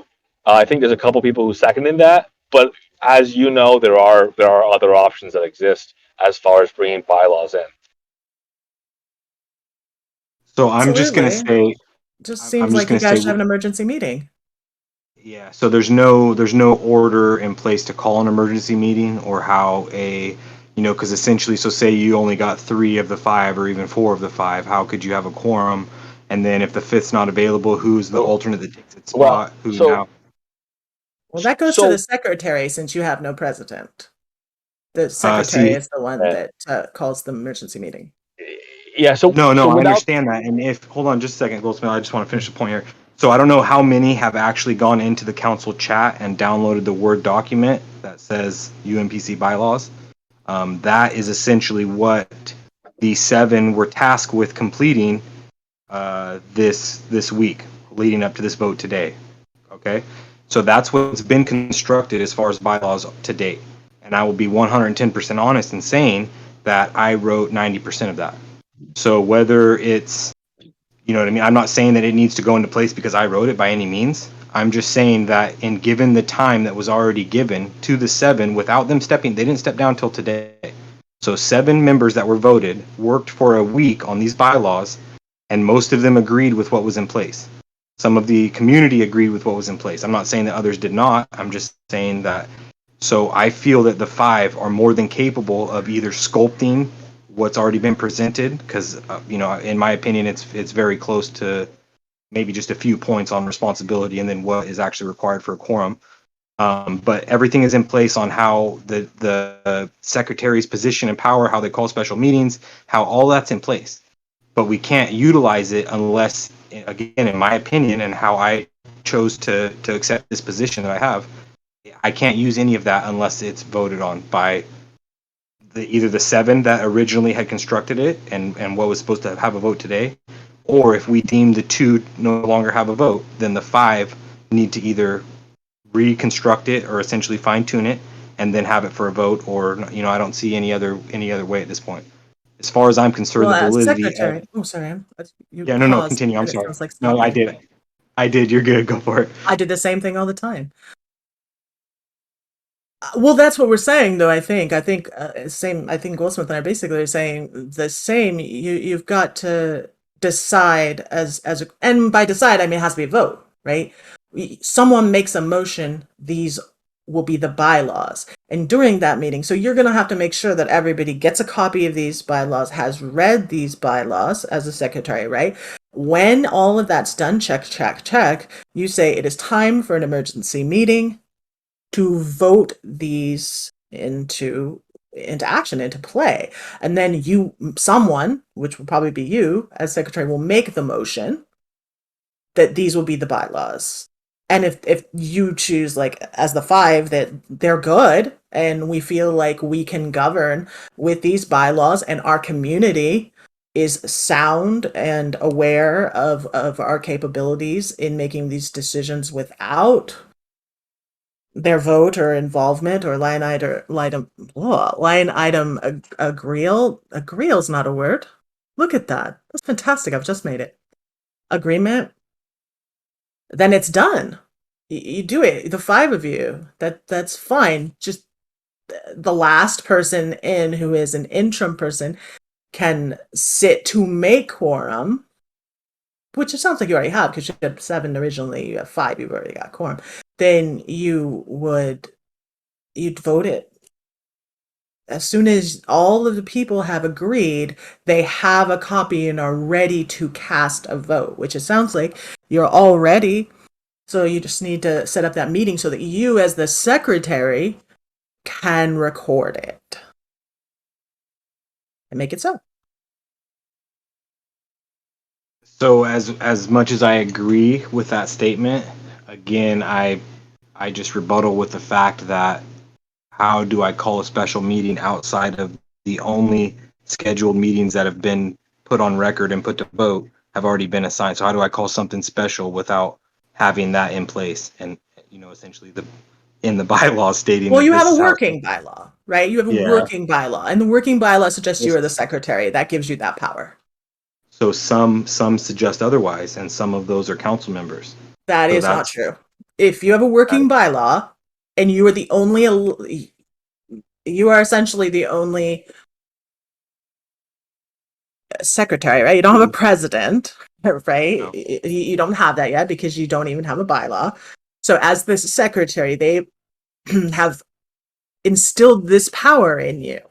That's how that works. So you, as a secretary, have the right to make sure they've read the bylaws, call the meeting, because you are suggesting, and everyone is suggesting, and of course your community is suggesting, this can't wait as long as your next meeting, right? So you need to schedule an emergency meeting. I don't see why the 5 would have a problem with that. That certainly doesn't make sense. If they're, I think it's a great idea. I think they'd be fine with it. I think it's a great idea. So I think you should just do that. Then you've got your bylaws, and then you're safe and sound, right? Because before, somebody had suggested that it was Snatch's responsibility to tell him. I won't say any names because certainly I don't know many, but somebody had suggested it was Snatch's responsibility to tell him, but in fact it isn't, because with no bylaw, with no rules and regs to follow, he has no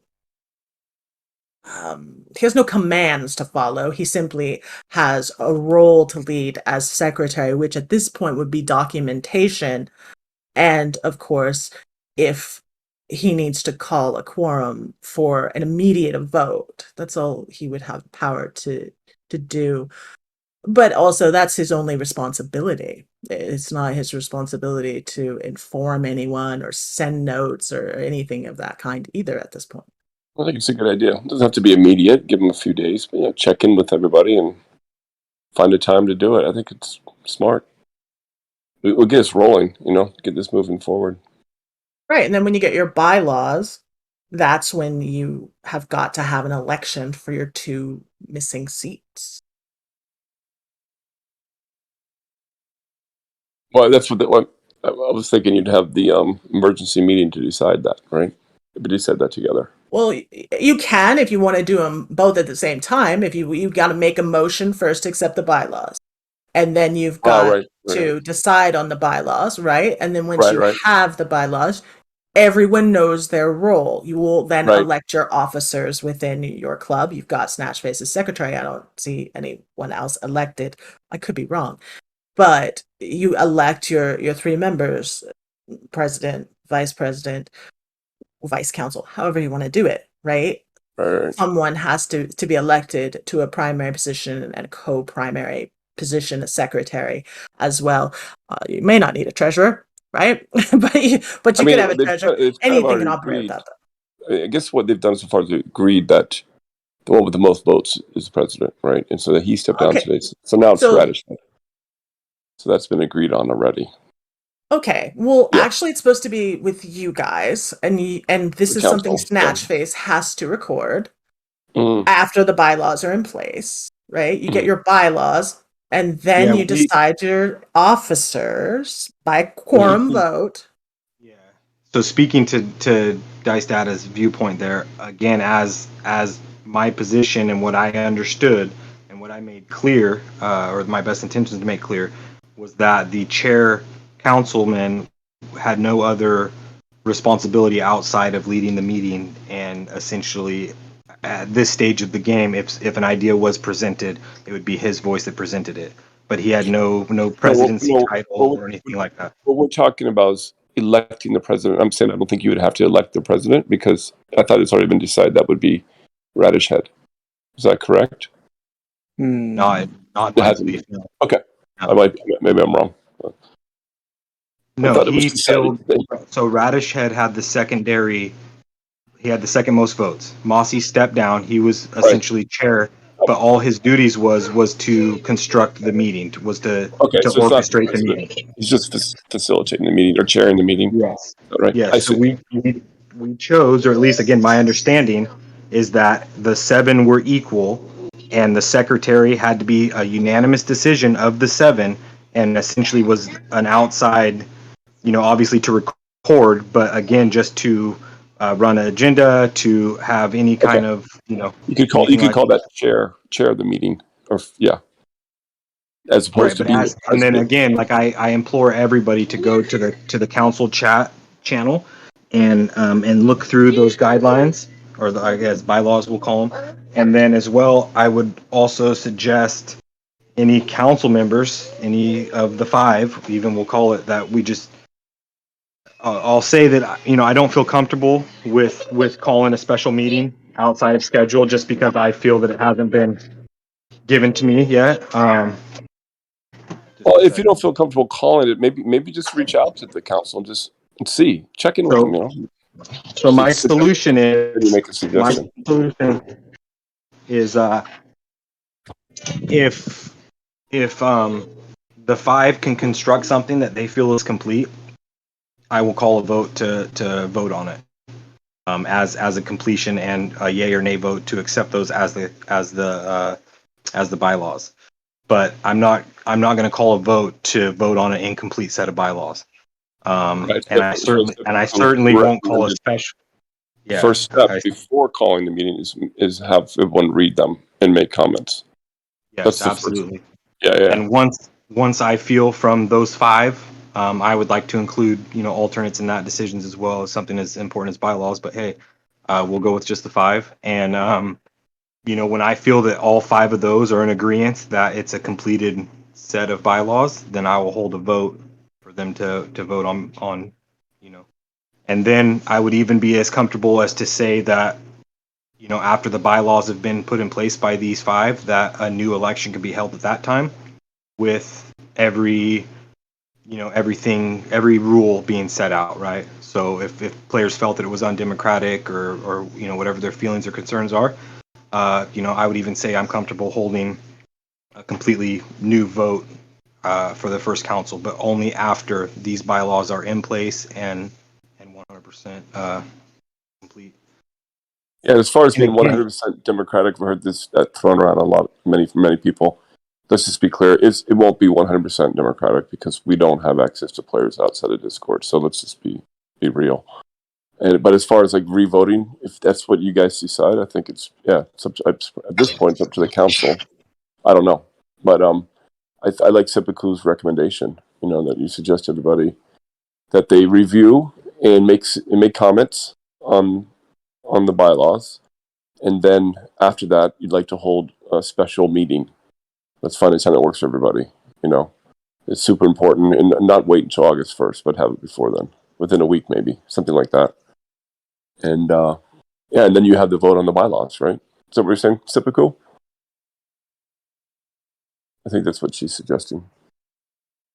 Sounds practical to me, and it keeps us moving forward. You know, I know it gives you extra responsibility, another task on your plate, and but again, you know, reach out for support too, so you don't feel like you're doing this all by yourself. No, absolutely, and I just want to be. I want to be fair to all. I want to take everybody's points, and yeah. But essentially, you know, that's what I've kind of been saying from the beginning is that without these structures in place already, somebody has to make that conscious choice to say that this is what we're following. So whether that was an individual, whether it was UV, whether it was you before a council was ever voted, then we'd say, hey, we're following this guy's voting system, period, right? But we tried to make it as open and inclusive as possible. That was always my mindset. Like, I want people to vote for the people who are going to construct the bylaws for us. I don't want it to be a team of 4 who hang out every day, all day, and those are the views that get pressed on, right? I wanted it to be this, you know. But again, like, it's been pretty evident, like UV has stated, like, I mean, over this past week, we've been tasked with this. To me, it's a pretty important task that is kind of time pressing, right? So we had 2 members that took the time, you know, to give that effort, and I don't want to excuse me, 3. There was 3 members that took that time to give that effort, but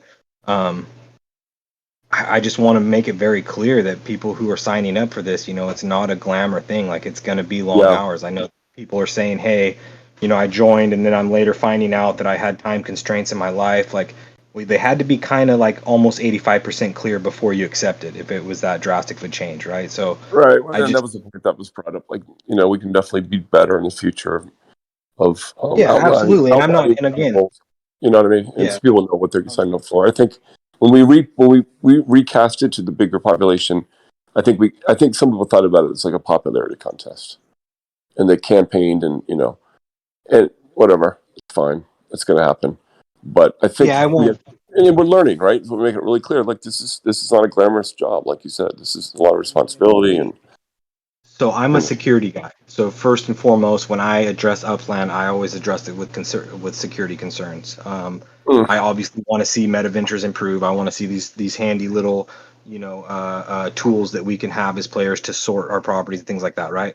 But I'm mostly concerned with the security of Upland, the multi accounts, the money that's an open faucet out the back door, right? Yes. So that was my first question when we had a vote, is we have all these Discord users, with Discord being able to have multiple accounts for one individual, and there was no census or no link between an in-game account and a Discord account. So that in itself was already leaving it up to a padded vote. Like, I had spoke about this. So I had always had disregard for how it was being ran, but I tried to sculpt it in a manner that made sense and was fair to everybody. But first and foremost, I think before we could even have, you know, a vote of the community on referendum or you know, anything of that nature, it needs to be a verified player base. We can't have five votes for one individual player in Upland. You know what I mean? So again, I have other concerns outside of that, but I just don't. Yeah, I don't know. Yeah, I mean, it's challenging because there's so many great points been brought up today, and it's just so much to think about. I think at the same time, we definitely want to get it moving, but we don't want to go too fast, right? We've made the mistake before, and so there's a balance. We need to get it up and running. I kind of think Sepiku's recommendation was like sort of a practical, quick way to sort of get it moving forward and be sure we cross all the T's and, you know, dot the I's as much as we can. It's not going to be perfect, you know, but I think after this first council gets into action, we'll definitely sort of plug some of those holes, you know, figure out how to take a good whole of everybody, so we really do represent all the different player segments. You know, there's a lot of work to be done. How do we, you know, and also how do we reach people outside of Discord is a huge one. All the points that Goldsmith brought up, you know, super important. Put together a structure of the meetings. You know, today was basically chaos in the meeting, and we got a lot done in the end. It was a good discussion, but without really knowing how to chair a meeting and just like really no agenda, it's okay.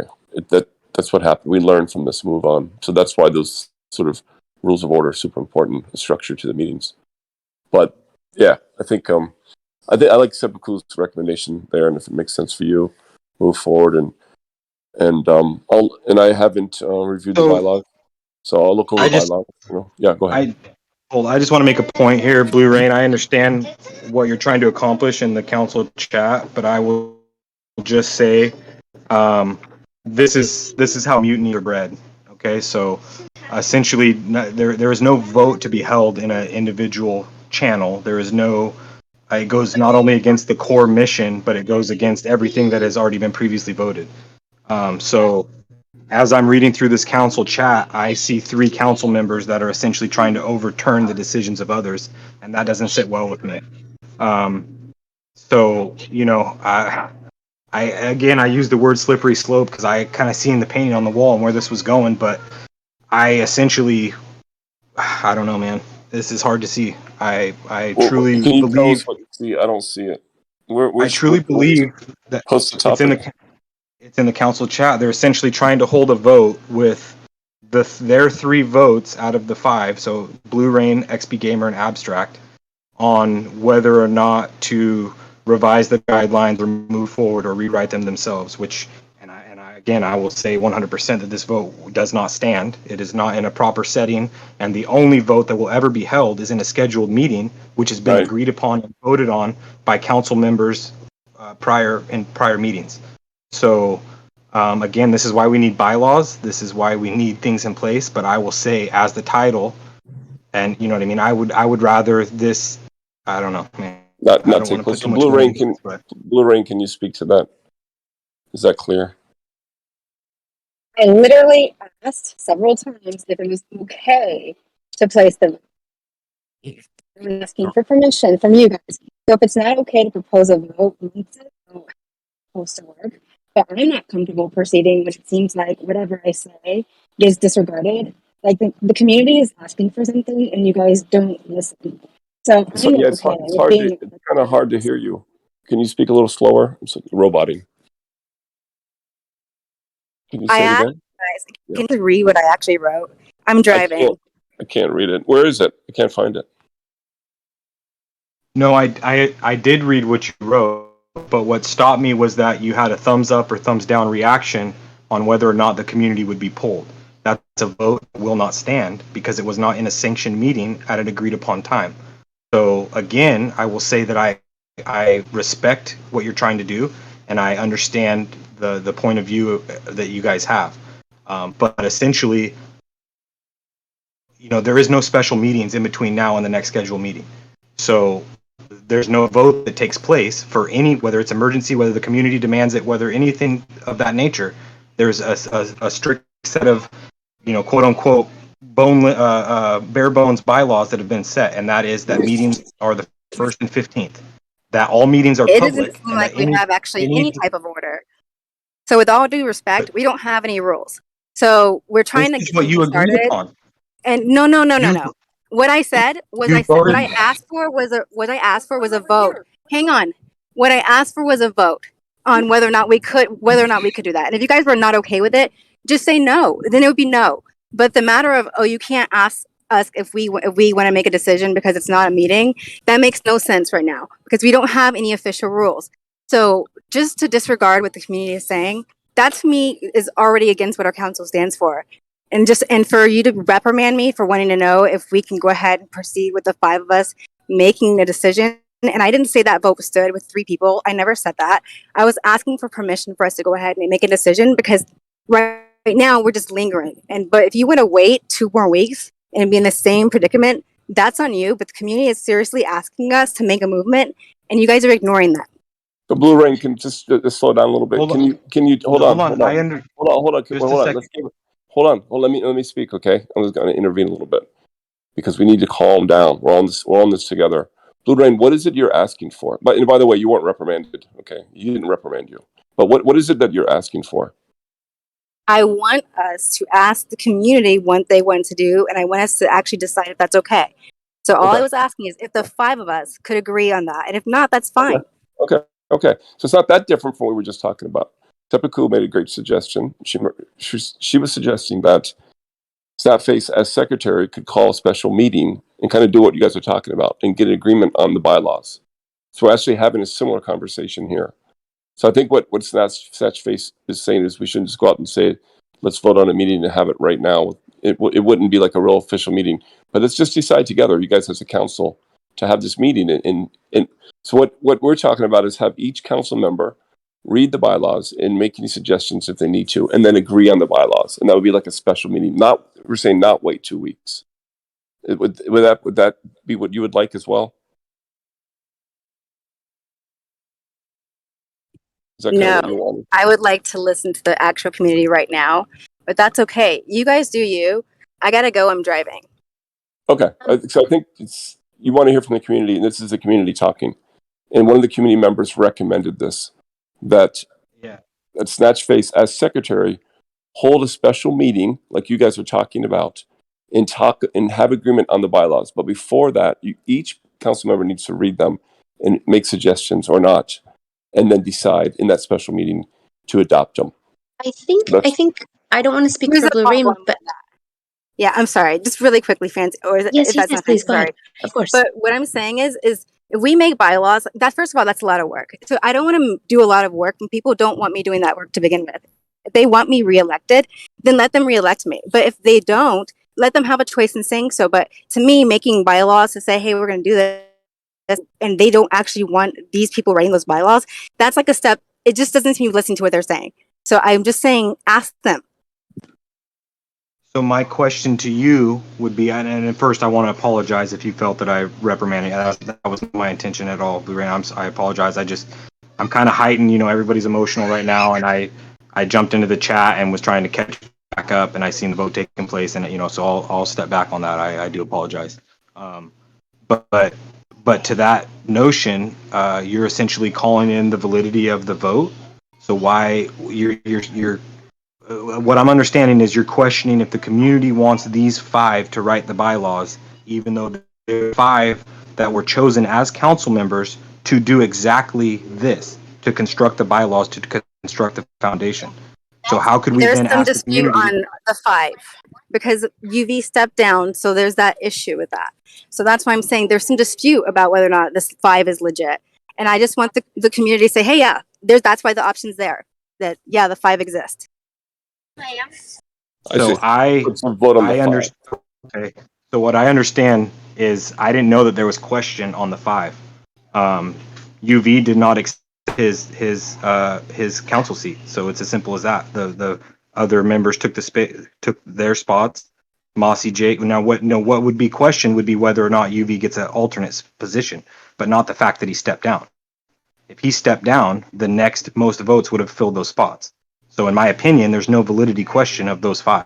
The only question is with Mossy Jake and Cam stepping down would be, do those 2 alternates take their place? If we have no alternates, if that's where the query is that we have a set of alternates that should or should not have been there, that's fine. But we still have 5 elected council members that passed the vote. That's from my understanding.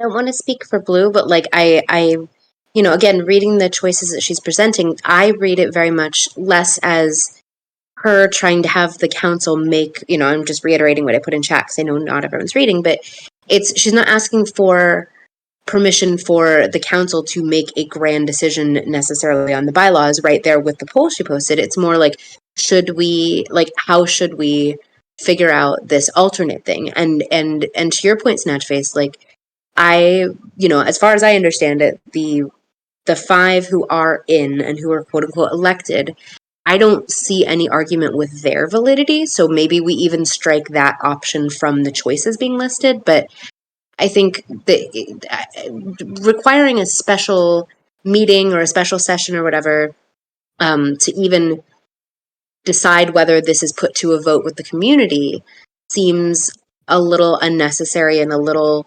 that seems like a pretty straightforward thing. Like, hey, how do we want to settle out this thing? We are the 5 elected council members. How do we want to settle this thing?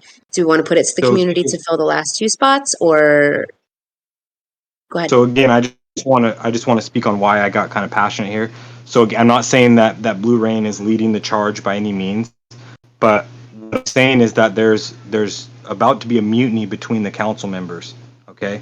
I won't put names on it, but I'll even go as far as to say that that another council member has deleted comments from a council member out of the council chat. So we're already on this crazy downhill spiral in just a matter of hours. So again, I was vested with the secretary position, and I will record the votes. So if there's outside of the scheduled meeting, there is no votes that will be valid, and I will move to strike that in any way. Again, I'm doing this not out of malice or out of not listening to the community. I'm doing this to save the vision that I truly believe in. And, you know, oh man, this is just fucking crumbling, and it's sad. It's not crumbling. Everyone's doing great. You're doing great. You've got a lot on your plate right now. It's not crumbling. This is growing pains. This is a brand new fledgling little thing, and we're figuring out all the hard stuff. And it's gonna be rocky and weird and complicated for a while, but once we get things in place, it's gonna be great. It's not crumbling. Don't go there. Okay? I promise you. Apparently we have a battle over server permissions now, and people are removing other people's viewpoints from a council chat. So that's a big issue, in my opinion. I agree. But I also agree with Fancy Drew. It's not crumbling. You know, these are growing pains, and it might be helpful for all of us to take a step back, take a few breaths, and try to get the bigger perspective. I think, and part of the other issue is, and when you do that, you see things, the system more clearly. And I think what's happening is I'm noticing like some people put a lot of work and time into this, and other people aren't. Some people have read the bylaws and put a lot of work into it. Others haven't. Some people understand the importance of bylaws and what their purpose is. Others don't, I think, in my opinion. So that's part of the issue. You know, it might be that you guys need to spend more time together, get to know each other, and really make it clear why this is an important conversation to have. You know, but there's a lot of unanswered questions. So it's growing pains for sure. But we're in the right direction. We're in the right direction. You know, and part of the bylaws is, what do you do if someone doesn't show up at a meeting, or what if a council member doesn't do the work they said they're going to do? You know, it's going to be something we need to figure out and move forward. But a lot of moving parts. It's not easy, that's for sure. Yeah, a lot of stuff going on. On that note, I'm gonna dip out, y'all, because I was gonna try and get a little nap in before I have to go mod. But again, to reiterate my previous thing that I said, I'm really, really, really proud of how productive this has been, and I know that it still feels all uncomfy and tenuous and everything, but I think that this post session, like, hammer it all out chat has actually been largely really respectful and civil and positive.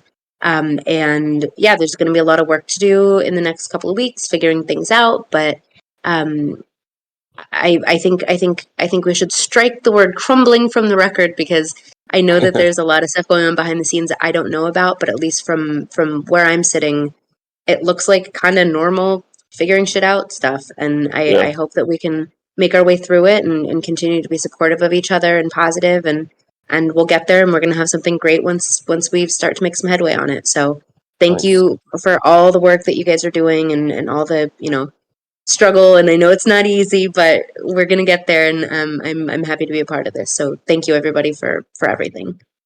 Thank you. Peace out, homies. It's been real. I'll see y'all later. Yeah, I just jumped back in, man. You guys, I mean, this has been almost 5 hours. A lot of this is, man, you guys are getting tired. I think I posted in general. I mean, I think you guys should close the meeting and, like, everybody take a break and enjoy your evening and get some dinner and do some of your normal stuff, and then reconvene in some private discussions amongst the council and alternates and the secretary.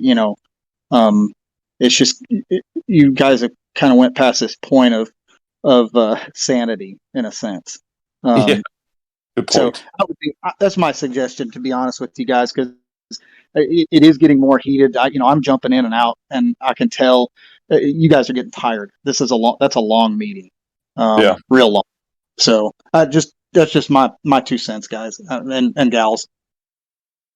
Thank you for that.